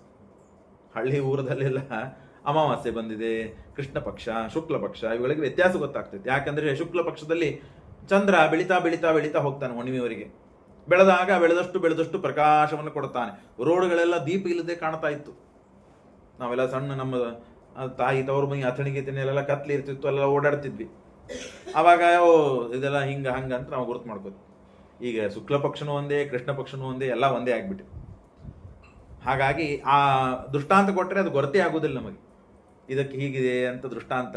ಹಾಗಾಗಿ ಸೂರ್ಯ ಕೃಷ್ಣ ಪಕ್ಷದಲ್ಲಿ, ಚಂದ್ರ ಅಮಾವಾಸ್ಯೆ ಇದ್ದಕ್ಕೆ ಪೂರ್ಣ ಚಂದ್ರ ಇದ್ದರೂ ಚಂದ್ರನ ಪ್ರಭಾವ ಬಹಳ ಇರೋದಿಲ್ಲ, ಎಲ್ಲ ಅಂಧಕಾರ ಆಗಿರ್ತದೆ. ಸೂರ್ಯ ಯಾವಾಗ ಬರ್ತಾನೆ ಅಂತ ಕಾಯ್ತಾ ಇರ್ತೇವೆ. ಸೂರ್ಯ ಬಂದ ಮೇಲೆ ಅಂಧಕಾರ ನಾಶವಾಗಿಬಿಡುತ್ತದೆ, ಮತ್ತೆ ನಾವು ಚೇತರಿಸಿಕೊಳ್ತೇವೆ. ಹಾಗಿದೆ ನಮ್ಮ ಅವಸ್ಥೆ. ಸೂರ್ಯನಂತೆ ಪ್ರಕಾಶಮಯನಾದಂತಹ ಸ್ವಯಂ ಜ್ಯೋತಿಯಾದ ಭಗವಂತ ನೀನೇ ಮುಂದಿದ್ದಾಗ ನಾನು ಈ ಅಂಧಕಾರದಿಂದ ಕಳೆದುಕೊಂಡು ನಾನು ನನ್ನ ಲೋಕವನ್ನ, ನನ್ನ ಇಷ್ಟಾರ್ಥವನ್ನು ನಾನು ಪಡಿಬೇಕು ಅಂತನವ ದೇವರು ಸದಾಕಾಲ ನಮ್ಮನ್ನು ಕರುಣೆ ಮಾಡಿ ಯಾವಾಗಲೂ ನಮ್ಮನ್ನು ಉದ್ಧಾರ ಮಾಡಬೇಕು ಅಂತೇ ಕಾಯ್ತಾ ಕೂತಿರ್ತಾನೆ. ಆದರೆ ನಮ್ಮ ಪರಿಸ್ಥಿತಿ ಹೇಗಿದೆ ಅಂದರೆ, ಮನೆಗೆ ಬಾಗಿಲಿರ್ತದೆ, ಬಾಗಲಾದ ಮೇಲೆ ಕಿಟಕಿಗಳಿರ್ತದೆ, ಕಿಟಕಿ ಬಾಗಿಲು ಕರ್ಟನ್ನು ಎಲ್ಲ ಬಂದೋಬಸ್ತ್ ಮಾಡಿಕೊಂಡು ಸೂರ್ಯನ ಕಿರಣಗಳು ಒಂದೂ ಒಳಗೆ ಬಾರದೇ ಇದ್ದಂತೆ ಕತ್ಲಿ ಮಾಡ್ಕೊಂಡು ಕೂತ್ರೆ ಎಲ್ಲಿಂದ ಬರ್ಬೇಕು ಸೂರ್ಯ? ಅಂಧಕಾರವೇ ನಾಶವಾಗುವುದಿಲ್ಲ ಅಂತನ್ನುವ ಸಂಸಾರ. ಆ ಸಂಸಾರ ದಾಟಬೇಕು ಅಂತಂದರೆ ಒಂದೊಂದು ಕಿಟಕಿಗಳನ್ನು, ಬಾಗಿಲುಗಳನ್ನು ತೆಗಿಬೇಕು, ಒಡಿಬೇಕು. ಅಂದಾಗ ಪರಮಾತ್ಮನ ಆ ಕೃಪಾದೃಷ್ಟಿ ಎಂಬ ಏನು ಪ್ರಕಾಶ ಇದೆಯಲ್ಲ, ಆ ಪ್ರಕಾಶ ಒಳಗೆ ಬಂದು ಬಂದು ಬಂದು ನಮ್ಮನ್ನ ಉದ್ಧಾರ ಮಾಡುತ್ತದೆ. ಹಾಗಾಗಿ ನೀನು ಸೂರ್ಯನಂತೆ ಇದ್ದಿ, ಲೋಕಸ್ಯ ತಮಸಾಂಧಸ್ಯ ಚಕ್ಷುಸೂರ್ಯ ಇವೋದಿತ. ದೃಷ್ಟಾಂತ ಹೇಗೆ ಕೊಡ್ತಾನೆ, ಸೂರ್ಯನಂತೆ ನೀನು ಇದ್ದಿ, ಹಾಗಾಗಿ ನೀನನ್ನು ಉಪದೇಶ ಮಾಡು. ತ್ವಂ ತ್ವಾ ಗತಾಹಂ ಶರಣಂ ಶರಣ್ಯಂ ಸ್ವಭೃತ್ಯ ಸಂಸಾರ ಗತೋ ಕುಟಾರಂ ಜಿಜ್ಞಾಸಹಾಯಂ ಪ್ರಕೃತೆ ಪುರುಷಸ್ಯ ನಮಾಮಿ ಸದ್ಧರ್ಮ ವಿದಾಂ ವರಿಷ್ಠಂ. ಸಂಸಾರ ಅಂತನ್ನೋದು ದೊಡ್ಡದಾದ ವೃಕ್ಷ. ಆ ವೃಕ್ಷಕ್ಕೆ ಕುಠಾರ ಬೇಕು. ಆ ಕುಠಾರ ಯಾರು ಅಂತಂದ್ರೆ ನೀನೇ. ಆ ಕುಠಾರವನ್ನು ನೀನೇ ನೇರವಾಗಿ ಮಾಡಿಲ್ಲ, ಜ್ಞಾನ, ನಿನ್ನ ಜ್ಞಾನ ಇದು ಕುಠಾರವಾಗಿದೆ.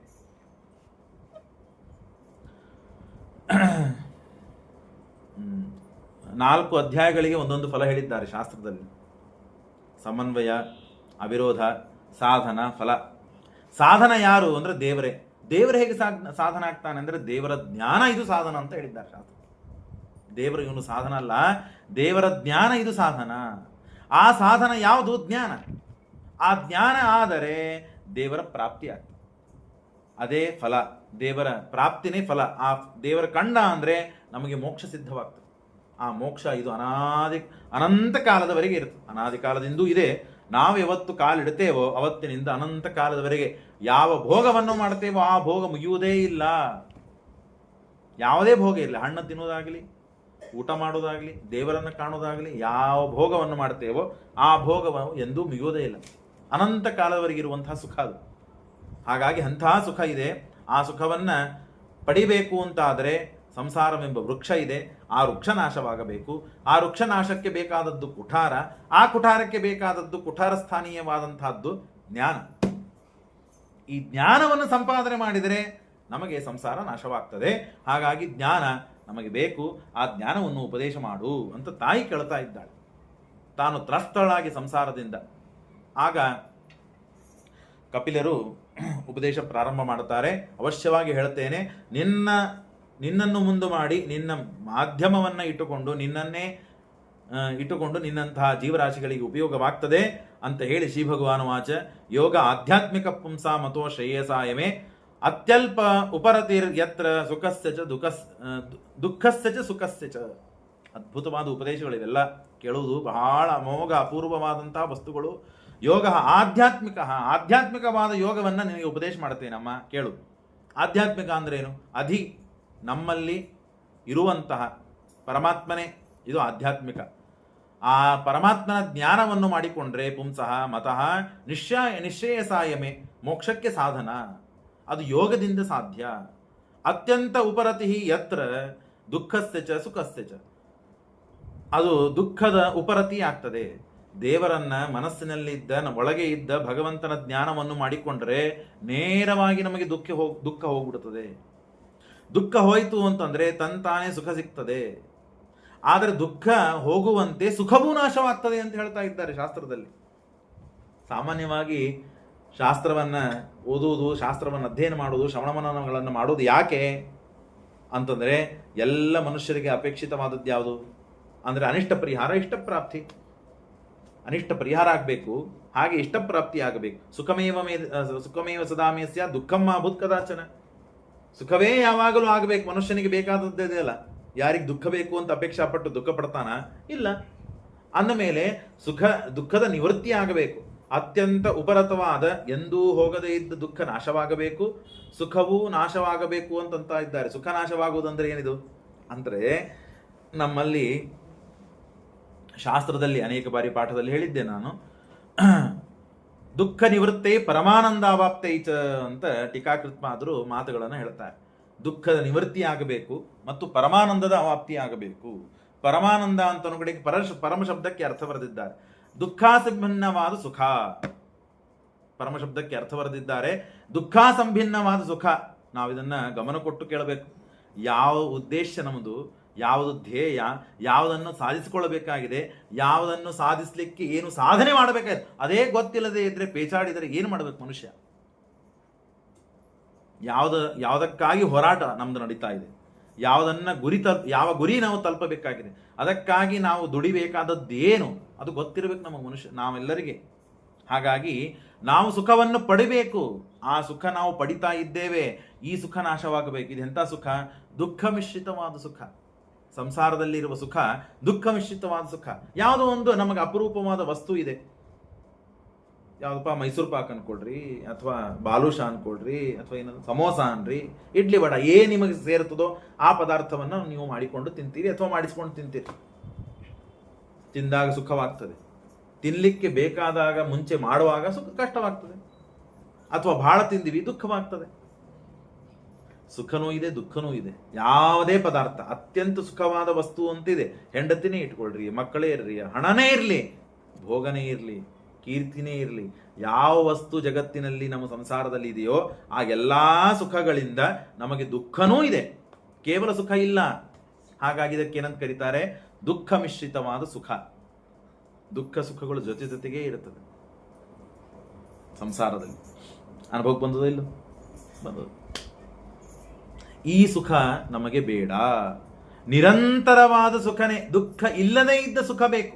ಅದಕ್ಕೆ ದುಃಖ ಸಂಭಿನ್ನ, ದುಃಖ ಮಿಶ್ರಿತವಾಗದೇ ಇರುವ, ದುಃಖದಿಂದ ಕೂಡದೇ ಇರುವ ಸುಖ ಅಂತ ಇದೆ. ಆ ಸುಖ ನಮಗೆ ಬೇಕು, ಅಂಥ ಸುಖ ನನಗೆ ಬೇಕು.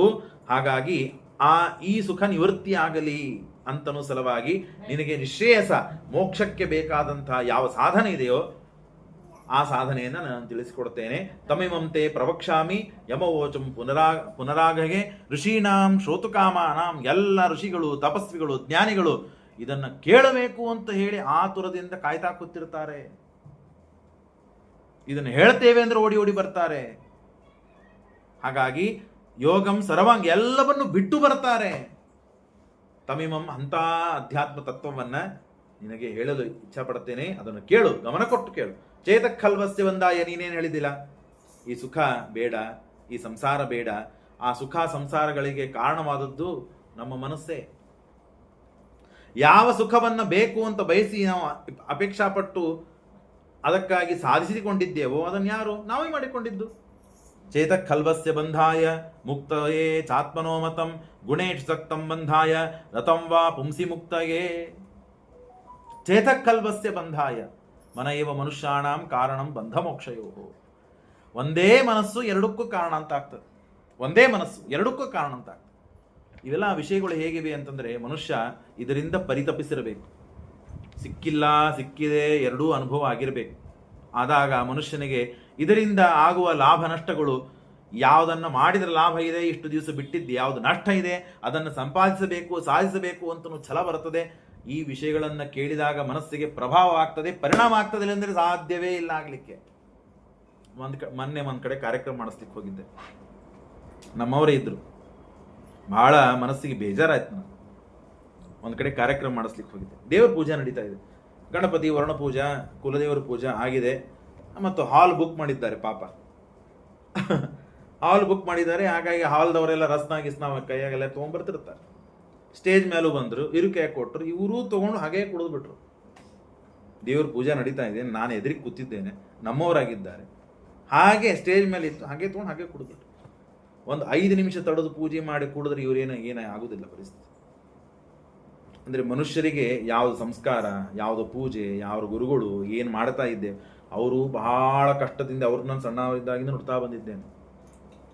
ಅವರು ನನಗೆ ಟಾರ್ಗೆಟ್ ಅಲ್ಲ, ಅವರು ನನಗೆ ಉದ್ದೇಶ ಇಲ್ಲ. ಮನುಷ್ಯ ರೊಕ್ಕ ಬಂದಾಗ ಹೇಗಿರ್ತಾನೆ, ರೊಕ್ಕ ಆದ ಮೇಲೆ ಹೇಗಿರ್ತಾನೆ, ಬಹಳ ಕಷ್ಟದಿಂದ ಬದುಕಿದವರು.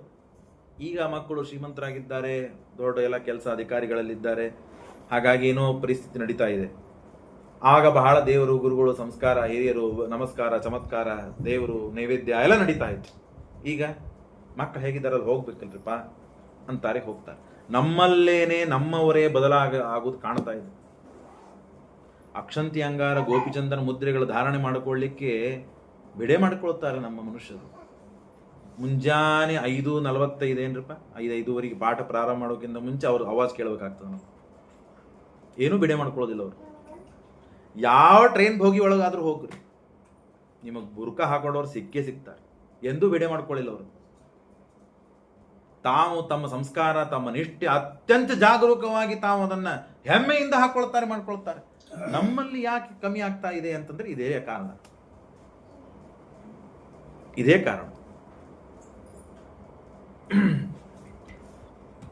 ಭಾಳ ಇದರ ಬಗ್ಗೆ ಮಾತಾಡೋಂಗಿಲ್ಲ. ಆದರೆ ಮನುಷ್ಯನಿಗೆ ಎಚ್ಚರ ಇರಬೇಕು. ನಾವು ಏನು ಮಾಡ್ತಾ ಇದ್ದೇವೆ, ಎಲ್ಲಿ ಹೋಗ್ತಾ ಇದ್ದೇವೆ, ನಮ್ಮವರೇ ಏನು ಆಗ್ತಾ ಇದ್ದಾರೆ. ಈ ವಾತಾವರಣ ನಮ್ಮ ಮನೆ ಒಳಗೆ ನುಗ್ಗಿರ್ಬೋದು, ಗೊತ್ತಿಲ್ಲ. ಒಳಗೆ ಪ್ರವೇಶ ಮಾಡೋದು ಭಾಳ ಏನು ದೂರ ಉಳಿದಿಲ್ಲ. ನಮ್ಮವರೇ ಹಿಂದಾಗ್ತಾರೆ, ನಮ್ಮವರೇ ಏನೇನು ಪರಿಸ್ಥಿತಿ ಬರ್ತದೋ ಗೊತ್ತಿಲ್ಲ. ಆವಾಗ ಆಮೇಲೆ ಅದು ತೊಗೊಂಡು ಬಂದೆ, ಇದನ್ನು ತೋರಿಸಿದೆ, ಅದನ್ನು ಮಾಡಿದೆ, ಏನೆಲ್ಲ ಕಾಲ ಮಿಂಚಿ ಹೋದ ಮೇಲೆ ಮನುಷ್ಯ ಏನಾಗ್ತಾನೋ ಏನು ಬಿಡ್ತಾನೋ ಗೊತ್ತಿಲ್ಲ. ಅತ್ಯಂತ ನಿಷ್ಠಾದಿಂದ ಬೇಕಾದಿರಲಿ 5:15ಕ್ಕೆ 5:15 ಅವ್ರು ಒದರ್ತಾರೋ ಇಲ್ಲೋ, ನಾವು ಮುಂಜಾನೆ 5 ಗಂಟೆಗೆ 5:15 ಎದ್ದು ಗಂಟೆ ಬಾರಿಸಿ ಪೂಜೆ ಯಾಕೆ ಮಾಡೋದಿಲ್ಲ? ಚಳಿ ಇರಲಿ, ಮಳೆ ಇರಲಿ, ಬಿಸಿಲಿರಲಿ ಮಾಡ್ತಾರೋ. ಬೇಕಾದ ಅವಸ್ಥೆ ಇರಲಿ, ಆ ಡ್ರೆಸ್ ಹಾಕೋಬೇಕು, ಹಾಕ್ತಾರೆ. ನಾವು ಯಾಕೆ ಮಾಡೋದಿಲ್ಲ? ಇದೇ ಕಾರಣ, ಅವರಲ್ಲಿ ನಿಷ್ಠೆ ಇದೆ. ದುಷ್ಪ್ರಭಾವಗಳು ಮನಸ್ಸಿಗೆ ಬಹಳ ಬೇಗನೆ ಪರಿಣಾಮಗೊಳ್ಳುತ್ತದೆ. ಪ್ರವಚನ ನಡೀತಾ ಇದೆ, ಮನುಷ್ಯನಿಗೆ ಲಕ್ಷ್ಯ ಇದೆ, ಗಮನ ಇದೆ. ಪ್ರವಚನ ನಡೀತಾ ಇದ್ದಾಗೆ ಒಂದು ಸಿನಿಮಾ ಹಾಡು ಹತ್ತಿತ್ತು ಅಂದ್ರೆ ಮನುಷ್ಯರಿಗೆ ಮನಸ್ಸು ನೇರವಾಗಿ ಅಲ್ಲಿ ಹೋಗ್ತದೆ, ಇಲ್ಲಿಂದ ಬಿಟ್ಟು. ಯಾಕೆ? ಮನೈವ ಮನುಷ್ಯಾನಂ ಕಾರಣಂ ಬಂಧ ಮೋಕ್ಷಯೋ. ಮನುಷ್ಯನಿಗೆ ಮನಸ್ಸಿಗೆ ಸಂಸ್ಕಾರಗಳನ್ನು ನಾವು ಅನಾದಿ ಕಾಲದಿಂದ ಕೊಡ್ತಾ ಬಂದಿದ್ದೇವೆ. ಚಟ್ನಿ ಇವತ್ತು ಬಹಳ ರುಚಿಯಾಗಿದೆ ಅಂತ ಹೇಳಿ ಚಟ್ನಿಯನ್ನ ತಿಂದೇ ತಿಂತಾನೆ. ಮರುದಿನ ಅಥವಾ ಒಂದು ಆರದ ಮೇಲೆ ಮನುಷ್ಯ ಹೇಳ್ತಾನೆ, ಆ ವ್ಯಕ್ತಿ ಅವತ್ತಿನ ದಿವಸ ಬುಧವಾರ ದಿವಸ ಮಾಡಿದ್ದೆ ನೋಡು, ನಂಗೆ ನೆನಪಿದೆ, ಊರಿಗೆ ಹೋಗ್ಬೇಕಾದಾಗ ಭಾರಿ ಆಗಿತ್ತು ಚಟ್ನಿ, ಅಂಥದ್ದೇ ಮಾಡು ಅಂತ ಹೇಳಿ ಮಾಡಿಸ್ಕೊಂಡು ತಿಂತಾನೆ. ಆ ವಡವನ್ನು ಮಾಡಿಸ್ಕೊಂಡು ತಿಂತಾನೆ. ಎಲ್ಲರೂ, ನಾವು ಅಷ್ಟೇ, ಎಲ್ಲರೂ ಅಷ್ಟೇ.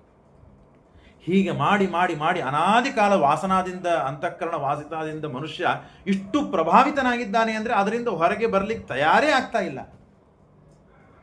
ಹಾಗಾಗಿ ಒಳ್ಳೆಯ ಕರ್ಮಗಳಲ್ಲಿ ಅಷ್ಟು ಅಭಿರುಚಿ ಇಲ್ಲ ಮನಸ್ಸಿಗೆ, ಹಾಗೆ ಸಂಸ್ಕಾರಗಳನ್ನು ಕೊಟ್ಟಿಲ್ಲ.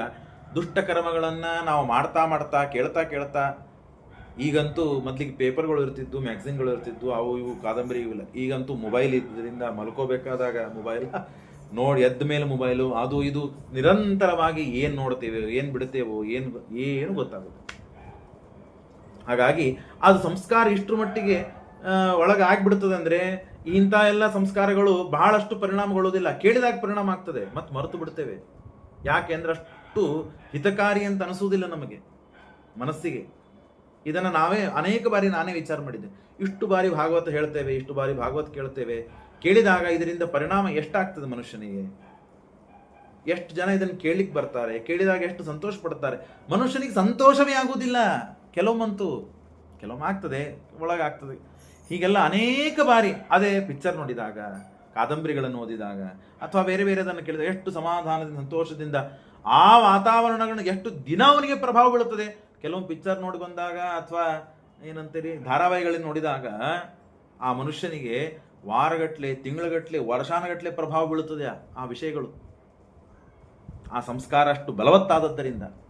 ಪುರಾಣ ಸಂಸ್ಕಾರ ಅಷ್ಟು ಬಲವತ್ತಾಗಿರೋದಿಲ್ಲ. ಹಾಗಾಗಿ ನಾವು ಮೇಲಿಂದ ಮೇಲೆ, ಯಾಕೆ ಅಂದರೆ ಅಷ್ಟು ಅದರಲ್ಲಿ ನಿಷ್ಣಾತನಾಗಿರ್ತಾನೆ ಮನುಷ್ಯ. ಅದು ಈ ಜನ್ಮದ ಇರೋದಿಲ್ಲ. ಹಾಗಾಗಿ ಈ ಜನ್ಮದಲ್ಲಿ ತಾಯಿಗೆ ಉಪದೇಶ ಮಾಡ್ತಾ ಇದ್ದಾನೆ. ಅನಾದಿ ಕಾಲದಿಂದ ಮನಸ್ಸು ಆ ವಾಸನಾದಿಂದ ಕೂಡಿದ್ದಕ್ಕಾಗಿ ತಕ್ಷಣದಲ್ಲಿ ಮನುಷ್ಯನಿಗೆ ಪ್ರಭಾವ ಬೀಳುವುದಿಲ್ಲ. ನಮ್ಮ ಒಳ್ಳೆಯವರೇ ಇರ್ತಾರೆ, ಒಳ್ಳೆಯದಕ್ಕಾಗಿ ಹೇಳ್ತಿರ್ತಾರೆ, ಕೇಳುತ್ತೇವೆ, ಒಳ್ಳೇದು ಅನಿಸ್ತದೆ. ಅದರ ಬಗ್ಗೆ ಅಭಿಮುಖವಾಗಲಿಕ್ಕೆ ನಮಗೆ ಪ್ರವೃತ್ತಿ ಬರೋದಿಲ್ಲ. ಪ್ರವೃತ್ತಿ ಆಗಬೇಕಾದ್ರೂ ಒಂದು ಸಣ್ಣ ಕಾರಣ ಸಿಗ್ತದೆ ನಮಗೆ. ಪ್ರವೃತ್ತಿಗೊಳ್ತಾ ಇರ್ತೇವೆ, ಬ್ಯಾಗ್ ತಯಾರು ಮಾಡಿಕೊಂಡಿರ್ತೇವೆ, ತೀರ್ಥಯಾತ್ರೆಗೋ, ಪಾಠಕ್ಕೋ, ಪ್ರವಚನಕ್ಕೋ, ಅಲ್ಲಿ ಸತ್ಕರ್ಮಕ್ಕೆ ಪ್ರವೃತ್ತಿಗೊಳ್ಳಬೇಕು ಅಂತ ತಯಾರಾಗಿರ್ತೇವೆ. ಯಾವುದೋ ಒಂದು ಸಣ್ಣ ಕಾರಣ ಸಿಗ್ತದೆ, ಬಿಟ್ಬಿಡ್ತೇವೆ. ಯಾಕೆ? ಆ ಸಣ್ಣ ಕಾರಣವೇ ಮನಸ್ಸು ಹುಡುಕ್ತಾ ಇರ್ತದೆ, ಸಿಕ್ಕಿಬಿಡುತ್ತದೆ, ಬಿಟ್ಬಿಡುತ್ತೆ. ಯಾಕೆ? ಸಂಸ್ಕಾರ. ಚೇತಕ್ ಖಲ್ವಸ್ಯ ಬಂಧಾಯ ಮುಕ್ತಯೇ ಚಾತ್ಮನೋ ಮತ್. ಎಷ್ಟು ಅಪರೂಪ ಉಪದೇಶ ಇದೆ ನೋಡ್ರಿ. ಮುಕ್ತಯೇ ಚಾತ್ಮನೋ ಮುಕ್ತ ಗುಣೇಶು ಸಕ್ತಂ ಬಂಧಾಯ ರಥಂ ವಾ ಪುಂಸಿ ಮುಕ್ತಯೇ. ಅಹಂ, ಅಷ್ಟರಲ್ಲಿ ನಾನು, ನಂದು ಅಂತ ಅಭಿಮಾನ ಶುರುವಾಗ್ತದೆ. ನಾನು ನಂದು. ಅಹಂ ಮಮಾಭಿಮಾನೋತ್ಥೈ ಕಾಮ ಲೋಭಾದಿ ವರ್ಜಿತೈ. ಅದಕ್ಕೆ ಪೋಷಕವಾದದ್ದು ಕಾಮ, ಲೋಭ. ಗಟ್ಟಿ ಮುಟ್ಟಿ ಏನಂತಾರೆ, ಸ್ಲ್ಯಾಬ್ ಅನ್ರಿ, ಗ್ವಾಡಿ ಅನ್ರಿ, ಈ ಚೈನಾ ಗೇಟ್ ಅನ್ರಿ, ಯಾವ್ದು ಗಟ್ಟಿ ಮುಟ್ಟಿ ಪದಾರ್ಥ ಇದೆ ನೋಡ್ರಿ, ಆ ಗಟ್ಟಿ ಮುಟ್ಟಿ ಪದಾರ್ಥ ಈ ವಾಸನಗಳಿಗೆ ಕಾಮ, ಲೋಭ. ಅಹಂ, ನಾನು ಅಂತ ಯಾವಾಗಲೂ ಇರ್ತದೆ. ನನ್ನವರು. ಇದು ಅತಿ ಮುಖ್ಯವಾಗಿ ಬಿಡುತ್ತದೆ. ಇದರಿಂದ ಹೊರಗೆ ಬರುವುದು ಹೇಗೆ? ಹಾಗಾದರೆ ನೀವೆಲ್ಲ ಹೇಳಿದ್ರಿ, ಈ ಸಂಸ್ಕಾರ ಅನಾದಿ ಕಾಲದಿಂದಿದೆ, ಮನುಷ್ಯನಿಗೆ ಪರಿಣಾಮ ಆಗುವುದಿಲ್ಲ, ಆದರೂ ಬಹಳ ಹೊತ್ತಾಗಿರೋದಿಲ್ಲ. ಕೆಟ್ಟ ವಸ್ತುಗಳು, ಕೆಟ್ಟ ವಾಸನಗಳು ಅದೇ ಬಹಳ ಪರಿಣಾಮ ಬೀರ್ತದೆ ಮನುಷ್ಯನಿಗೆ. ಅದೇ ಅದರೊಳಗೆ ಇದ್ದಂದ್ರೆ ಉದ್ಧಾರ ಆಗುವುದೇ ಇಲ್ಲ. ಹಾಗಾದರೆ ಉದ್ಧಾರಕ್ಕೆ ಉಪಾಯ ಇಲ್ಲ ಅಂತಿಲ್ಲ. ಅದಕ್ಕೆ ಉಪಾಯ ಏನು? ನಾನೇ ಉಪಾಯ. ಮಮ ಮಾಯ ದುರತ್ತೆಯ, ನನ್ನ ಮಾಯ ಬಹಳ ದುರತೆ ಇದೆ, ಲಕ್ಷ್ಮೀದೇವಿಗೂ ಹೋಗುವುದಿಲ್ಲ. ಆದರೆ ಮಾಮೇವ ಏ ಪ್ರಪದ್ಯಂತೆ, ನನ್ನಲ್ಲಿ ಯಾರು ಶರಣಾಗತಿಯನ್ನ ಹೊಂತಾರಲ್ಲ ಅಂಥ ವ್ಯಕ್ತಿಗಳಿಗೆ ನಾನು ಆ ಮಾಯೆಯನ್ನು ತೆಗೆದು ಹಾಕ್ತೇನೆ. ಅನಾದಿ ಕಾಲದಿಂದ ಏನು ವಾಸನ ಇದೆ, ದುಷ್ಟ ಸಂಸ್ಕಾರಗಳು, ಅದು ನನ್ನ ದರ್ಶನದಿಂದ ಪರಿಹಾರ ಆಗ್ತದೆ. ಆಯಿತು, ಹಾಗಾದರೆ ಆ ದರ್ಶನ ಆಗೋದು ಯಾವಾಗ? ಪರಿಹಾರ ಆಗೋದು ಯಾವಾಗ? ನೀವೆಲ್ಲ ಹೇಳ್ತಾ ಇದ್ದೀರಿ, ಕೇಳಿದಂತೆ ಆಯ್ತಲ್ಲ. ಕಾಮ ಲೋಭಾದಿ ವರ್ಜಿತೈ, ಬಹಳ ಹೇಳಬೇಕಾದದ್ದು ಸಮಯ. ವೀತಂ ಯದಾ ಮನಃಶುದ್ಧಂ ಅದುಃಖಂ ಅಸುಖಂ ಸಮಂ. ಮನಸ್ಸು ಎಲ್ಲಿವರೆಗೆ ನಿರ್ಮಲವಾಗುವುದಿಲ್ಲ, ಅಲ್ಲಿವರೆಗೆ ಶುದ್ಧವಾದ ಆಹಾರವನ್ನು ಮನಸ್ಸಿಗೆ ನಾವು ಎಲ್ಲಿವರೆಗೆ ಕೊಡುವುದಿಲ್ಲವೋ ಅಲ್ಲಿವರೆಗೆ ಮನಸ್ಸು ನಮಗೆ, ನಮ್ಮ ಸಾಧನೆಗೆ, ನಾವು ಪಡಿಬೇಕಾದಂಥ ಉದ್ದೇಶ ಇದು ಸಫಲವಾಗದೇ ಇದ್ದಂತೆ ಮಾಡುವುದೇ ಇಲ್ಲ. ತದಾ ಪುರುಷ ಮಾತ್ಮಾನಂ ಕೇವಲಂ ಪ್ರಕೃತೇ ಪರಂ. ಇದಕ್ಕೆ ಮೂಲ ಕಾರಣವಾದದ್ದು ನಮ್ಮ ಸತ್ವಗುಣ, ರಜೋಗುಣ, ತಮೋಗುಣ. ಯಾವ ಗುಣ ನಮ್ಮಲ್ಲಿ ಎಷ್ಟು ಪ್ರಚುರವಾಗಿದೆ ನೋಡಿ, ಆ ಕೆಲಸ ನಮ್ಮಿಂದ ಅಷ್ಟು ಪ್ರಚುರವಾಗಿ ಆಗ್ತದೆ. ನಿರಂತರಂ. ಇದಕ್ಕಾಗಿ ಆಯಾ ಗುಣ ಇದನ್ನೆಲ್ಲ ಬದಲಾಯಿಸ್ಕೊಳ್ಳಿಕ್ಕೆ ಸಾಧ್ಯವಿದೆ. ಮನುಷ್ಯ ಯಾವ ಕಾಲಕ್ಕೆ ಏನು ಬದಲಾಗ್ತಾನೆ ಗೊತ್ತಿಲ್ಲ.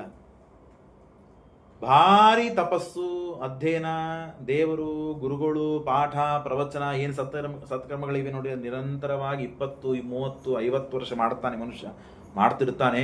ಒಮ್ಮೆ ಏನು ಬುದ್ಧಿ ಪರಿಣಾಮ ಆಗ್ತದೋ ಏನು ಗೊತ್ತಿಲ್ಲ. ದೇವರನ್ನಂಗಿಲ್ಲ, ಗುರುಗಳನ್ನಂಗಿಲ್ಲ, ಅಂಥವರಿಂದ ದೂರ ಹೋಗ್ತಾನೆ, ಬೇಡ ಅಂತ ಏನೋ ಭ್ರಷ್ಟನಾಗಿ ತಪ್ಪು ಹಾದಿ ಹಿಡಿತಾನೆ. ಇಂಥ ಮನುಷ್ಯರನ್ನು ನೋಡಿದ್ದೇವೆ. 40 ವರ್ಷ ಯಾವ ಸಂಸ್ಕಾರ ಇರೋದಿಲ್ಲ. ಯಾರೋ ಸ್ವಾಮಿಗಳು, ಮಹಾತ್ಮರು, ನಮ್ಮ ಆಚಾರ ಅಂತವ್ರು ಯಾರೋ ದೊಡ್ಡವರು ಉಪದೇಶವನ್ನು ಕೇಳ್ತಾರೆ. ಕೇಳಿದ್ದಕ್ಕೆ ಪರಿಣಾಮ ಆಗಿ ಇಂಥ ಸದ್ಗೃಹಸ್ಥರಾಗಿಬಿಡ್ತಾರೆ, ಇಂಥ ಅತ್ಯುತ್ತಮ ಸದಾಚಾರಿಗಳು, ತಪಸ್ವಿಗಳು ಅಂತ ಆಗ್ತಾರೆ. ಹೇಳಲಿಕ್ಕೆ ಸಾಧ್ಯವಾಗೋದಿಲ್ಲ. ಅಂದರೆ ಎರಡೂ ರೂಪಗಳನ್ನು ನೋಡಿದ್ದಿದೆಯಲ್ಲ. ಇದೆಲ್ಲ ಯಾಕಾಗ್ತದೆ ಅಂತಂದರೆ ಆ ಸತ್ವಾದಿಗಳ ಪ್ರಾಚುರ್ಯ, ತಮ್ಮ ಪೂರ್ವ ಕರ್ಮ, ಅದಕ್ಕೆ ಬೇಕಾದ ಸಂಸ್ಕಾರಗಳು. ನಿರಂತರಂ ಸ್ವಯಂ ಜ್ಯೋತಿ ಅಣಿಮಾನ್. ಪರಮಾತ್ಮ ಅಣುರೂಪದಿಂದ ಇದ್ದಾನೆ ನಮ್ಮ ಮನಸ್ಸಿನಲ್ಲಿ, ಅಖಂಡಿತನಾಗಿದ್ದಾನೆ. ಅವನಲ್ಲಿ ಛೇದಭೇದಾದಿಗಳಿಲ್ಲ. ಸ್ವಯಂ ಜ್ಯೋತಿನಾಗಿದ್ದಾನೆ, ಸ್ವಯಂ ಜ್ಯೋತಿ ರೂಪನಾಗಿ ಇದ್ದು ಸ್ವಯಂ ಪ್ರಕಾಶ ರೂಪವಾಗಿದ್ದಾನೆ. ಅಂಧನ್ ತಮಸ್ಸನ್ನು, ಮನಸ್ಸಿನಲ್ಲಿದ್ದಂತಹ ಅಂಧನ್ ತಮಸ್ಸನ್ನು ನಾಶ ಮಾಡ್ತಾನೆ. ಹಾಗಾಗಿ ಅಂಥ ದೇವರನ್ನ ಕಂಡರೆ ಆಗ ಈ ಎಲ್ಲ ಹಿಂದೆ ಹೇಳಿದ ಯಾವ ದೋಷಗಳಿವೆ ನೋಡ್ರಿ, ಯಾವುದನ್ನು ಸಾಧನೆ ಮಾಡಲಿಕ್ಕೆ ನಮಗೆ ಅಡ್ಡಿಯಾಗಿ ಕಾಯ್ತಾ ಅನಾದಿ ಕಾಲದಿಂದ ನಿಂತೀವಲ್ಲ, ಅವೆಲ್ಲ ದೋಷಗಳು ಪರಿಹಾರ ಆಗ್ತದೆ. ಆಯಿತು, ಹಾಗಾದರೆ ದೇವರನ್ನು ಕಾಣಲಿಕ್ಕೆ ನಾವು ಸಮರ್ಥರಾಗಿದ್ದೇವೆ. ನಾವು ಸಾಮರ್ಥ್ಯ ಇದೆಯೋ ಇಲ್ಲೋ? ಇದೆ. ಅಂದರೆ ದೇವರನ್ನು ನೋಡಬೇಕೋ ಇಲ್ಲೋ? ನೋಡಬೇಕು. ಹಾಗಾದರೆ ದೇವರನ್ನು ನೋಡ್ಲಿಕ್ಕೆ ಏನು ಮಾಡಬೇಕು? ಮೊದಲಿಗೆ ಸಜ್ಜನರ ಸಂಘ ಮಾಡಬೇಕು. ಆಯ್ತು, ಸಜ್ಜನರ ಸಂಘ ಮಾಡಬೇಕು ಅಂತಂದ್ರಿ, ಇವತ್ತು ನಮ್ಮವ್ರಂತ ಅನಿಸ್ತಾರೆ, ನಾಳೆ ಅವರೇ ಕೈ ಕೊಡ್ತಾರೆ.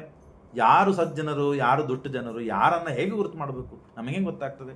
ಲಕ್ಷಣಗಳಿವೆ, ನಿನಗಷ್ಟು ಗೊತ್ತಾಗೋದಿಲ್ವಾ? ಯಾವುದು ಬಂಗಾರ ಇದೆ, ಯಾವುದು ಬಂಗಾರ ಅಲ್ಲ ಗೊತ್ತಾಗೋದಿಲ್ವಾ ನಿನಗೆ? ಅಷ್ಟು ತಿಳುವಳಿಕಿಲ್ವಾ ನಿನಗೆ? ಯಾವುದು ಗೋಲ್ಡ್ ಪ್ಯೂರ್ ಇದೆ ಗೊತ್ತಾಗ್ತದೆ, ಯಾವುದು ಕೂಡಿದ್ದಿದೆ ಗೊತ್ತಾಗ್ತದೆ. ಅದನ್ನು ಏನು ಮಾಡ್ತೀನಿ ನೀನು? ಅದನ್ನು ಏನು ಮಾಡ್ತಿ? ಬೆಂಕಿಯಲ್ಲಿ ಹಾಕ್ತಿ. ಬೆಂಕಿಯಲ್ಲಿ ಹಾಕಿದಾಗ ಕೆಬ್ಬಣ, ಅದು ಇದು ಏನೇನಿದೆ ಎಲ್ಲ ಸುಟ್ಟು ಬೀಳುತ್ತದೆ. ಏನು ಪ್ಯೂರ್ ಬಂಗಾರ ಇದೆ ಅದು ಉಳಿತದೆ. ಅದನ್ನೇನು ಆರಿಸ್ಕೊಳ್ತೀವೋ ಇಲ್ಲೋ? ಅದಕ್ಕೆ ಮಾತ್ರ ಗೊತ್ತಾಗ್ತದೆ, ಇದಕ್ಕೆ ಗೊತ್ತಾಗುವುದಿಲ್ಲ ಅಂದರೆ ಹೇಗೋ ಅಂತ ಶಾಸ್ತ್ರ ನಮ್ಮನ್ನು ಬೈತದೆ. ಅದಕ್ಕೆ ಹೇಳ್ತಾರೆ, ಜ್ಞಾನ ವೈರಾಗ್ಯಯುಕ್ತೇನ ಭಕ್ತಿ ಯೋಗೇನ ಚಾತ್ಮನ ಪಶ್ಯತ್ಯುದಾಸೀನಂ ಪ್ರಕೃತಿಂಚ ಹತೌರಸಂ. ಅದಕ್ಕೆ ಬೇಕಾದದ್ದು ತಿತಿಕ್ಷವ ಕಾರುಣಿಕ ಸುಹೃದ ಸರ್ವದೇಹಿನಾಂ ಅಜಾತಶತ್ರವ ಶಾಂತಹ ಸಾಧವ ಸಾಧುಭೂಷಣ. ನೋಡ್ರಿ, ಸಜ್ಜನರು ಯಾರ ಸಂಘ ಮಾಡ್ತೇವೆ, ಒಂದೊಂದು ಮನುಷ್ಯನಿಗೆ ಇದೇ ಒಂದು ಜನ್ಮ ಕೊನೆಯಾದದ್ದು ಅಂತಲ್ಲ. ಕೆಲವರಿಗೆ ಆಗಿರಬಹುದು, ಗೊತ್ತಿಲ್ಲ. ಅವರು ಎಂಥವರಿದ್ದಾರೆ ಅವರು ಗೊತ್ತಿಲ್ಲ.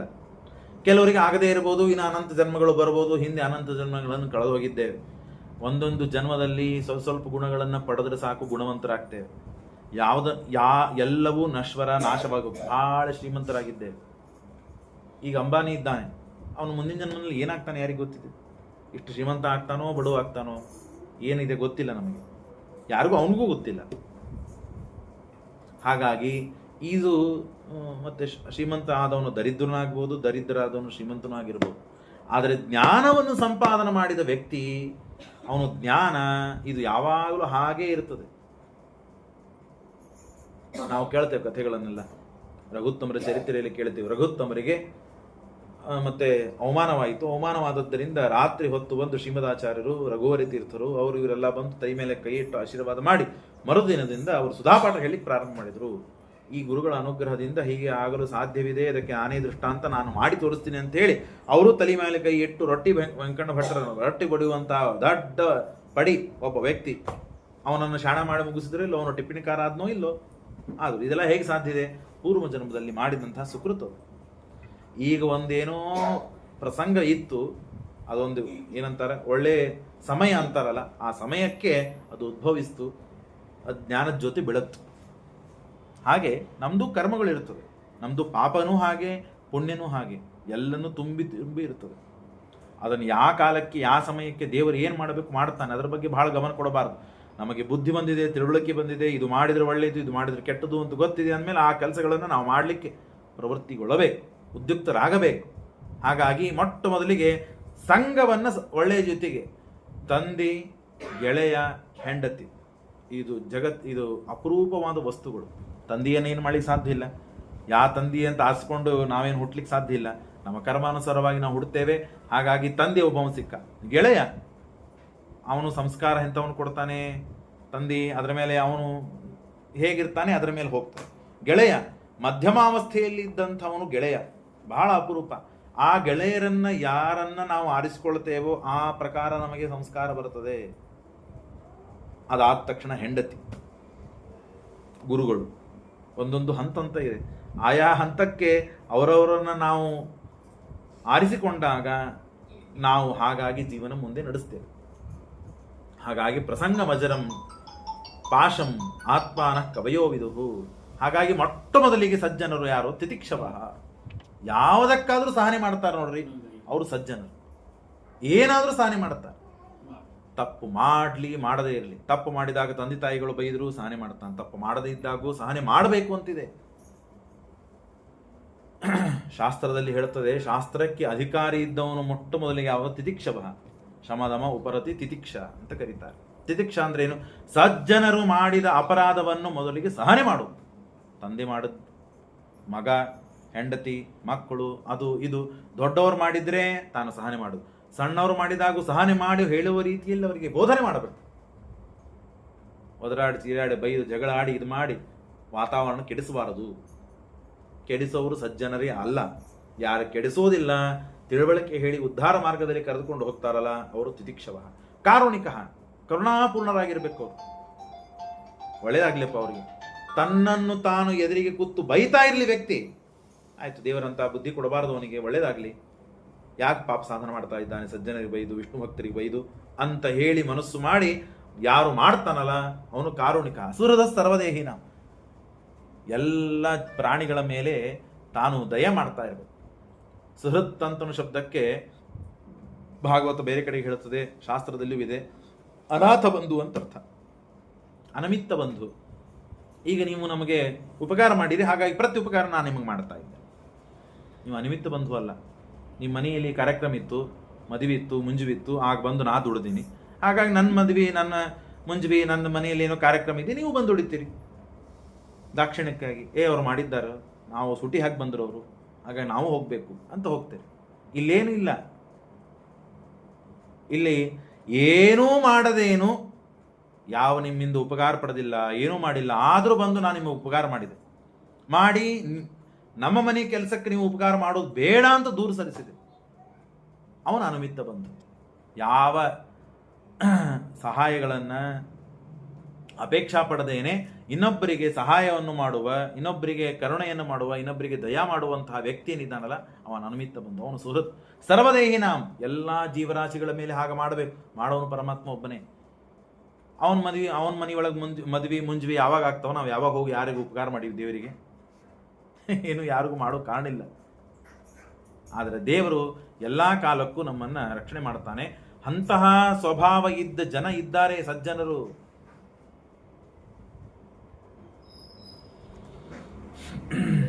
ಸರ್ವದೇಹಿನಾಂ ಅಜಾತ ಶತ್ರವಃ. ಶತ್ರುಗಳೇ ಇರಬಾರದು. ಎಂಥವ್ರಿಗೂ ಶತ್ರುಗಳು ಇರ್ತಾರೆ. ಶತ್ರುಗಳು ಇರಬಾರ್ದು ಅಂದ್ರೆ ಹೇಗೆ ನಡೀತದೆ?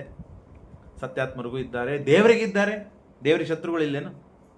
ಎಷ್ಟು ಜನ ಭಕ್ತರಿದ್ದಾರೋ ಅಷ್ಟು ಜನ, ಅದಕ್ಕಿಂತ ಹೆಚ್ಚು ಜನ ಶತ್ರುಗಳಿದ್ದಾರೆ.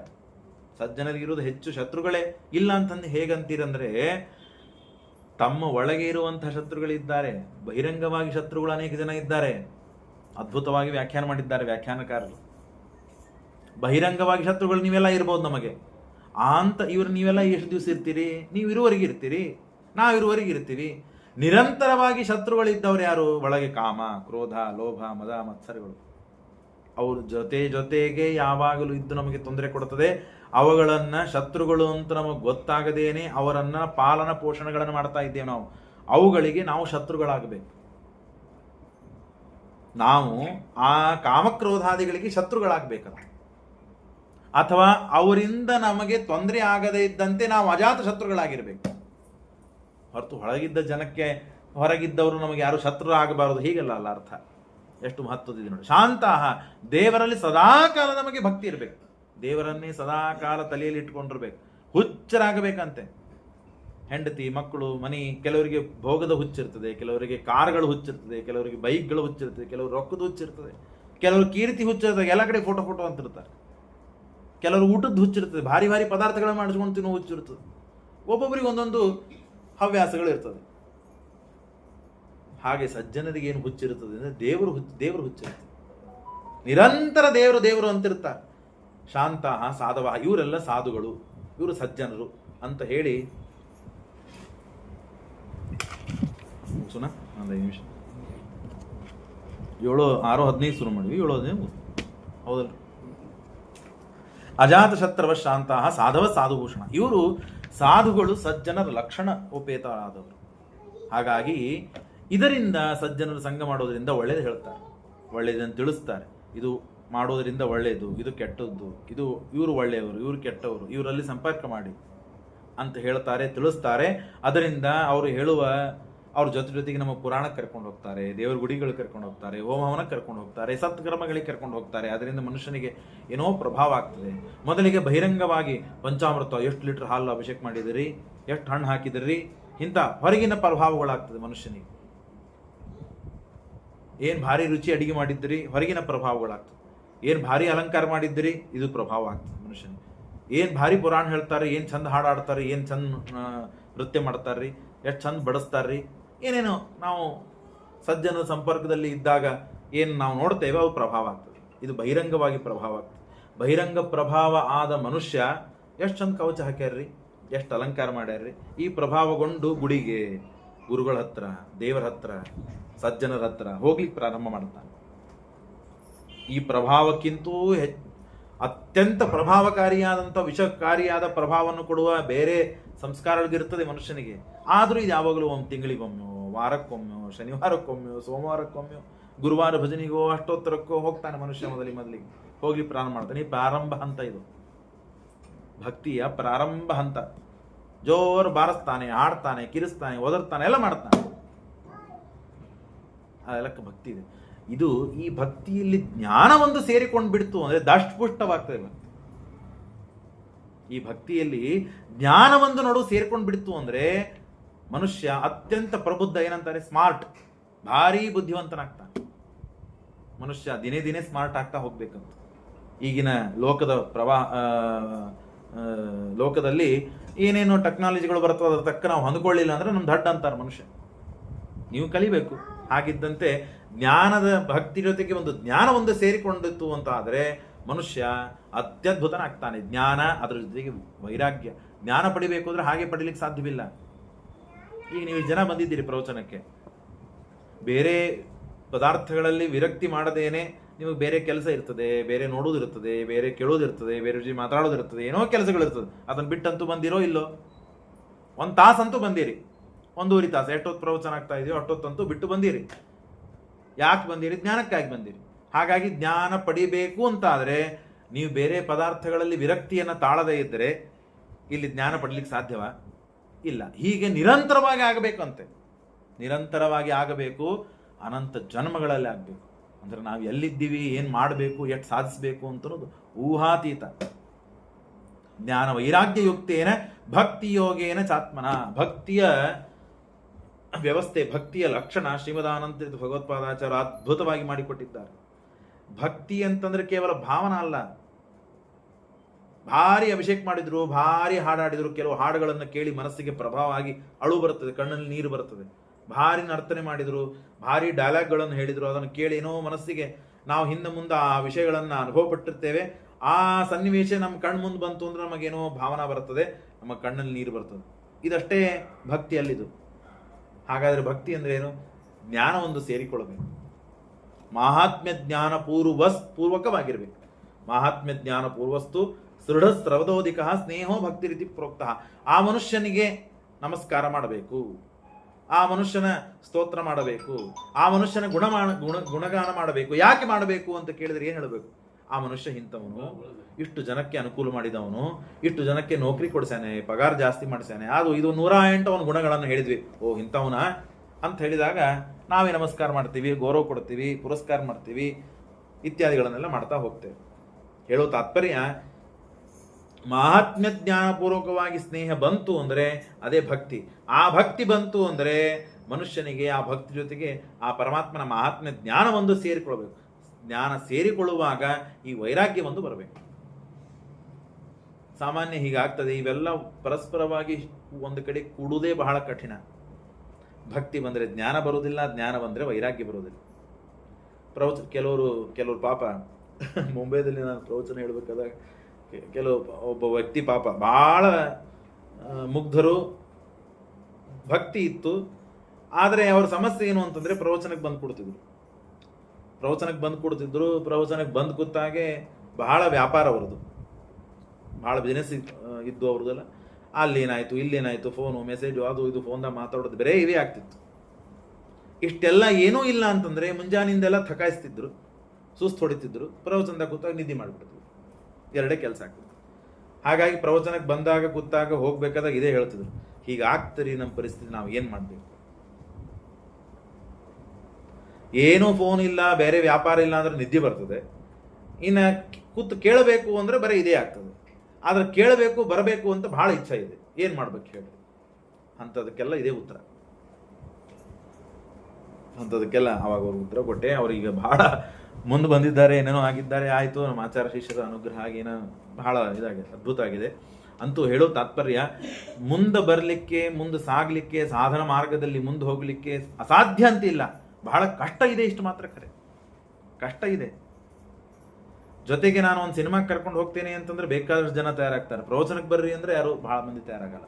ಇದ್ದ ಸಿದ್ಧಾಂತ ಇದು, ಇದ್ದ ವಿಷಯ. ಅದೇ ಭಜನೆಗೆ ಬರಬಹುದು ಕದಾಚಿತ್ ಹೆಚ್ಚು ಜನ. ಅಲ್ಲಿ ಭಜನೆಯಲ್ಲಿ ಹಾಡುವುದಿರ್ತದೆ, ನಮ್ಮದೇ ಒಂದು ಇದಿರ್ತದೆ, ಅಥವಾ ಏನೋ ಒಂದು ಸ್ವಲ್ಪ ಹೆಚ್ಚಿನ ಪುರಸ್ಕಾರಗಳು ಇರ್ತದೆ.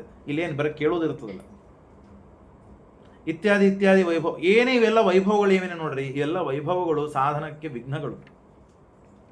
ಹಾಗಾಗಿ ಪಶ್ಯಂತ್ಯ ಉದಾಸೀನಂ ಪ್ರಕೃತಿಂಚ ಹತದೇರಸಾಂ ಮಯಿ ಅನನ್ಯೇ ಭಾವೇನ ಮೈ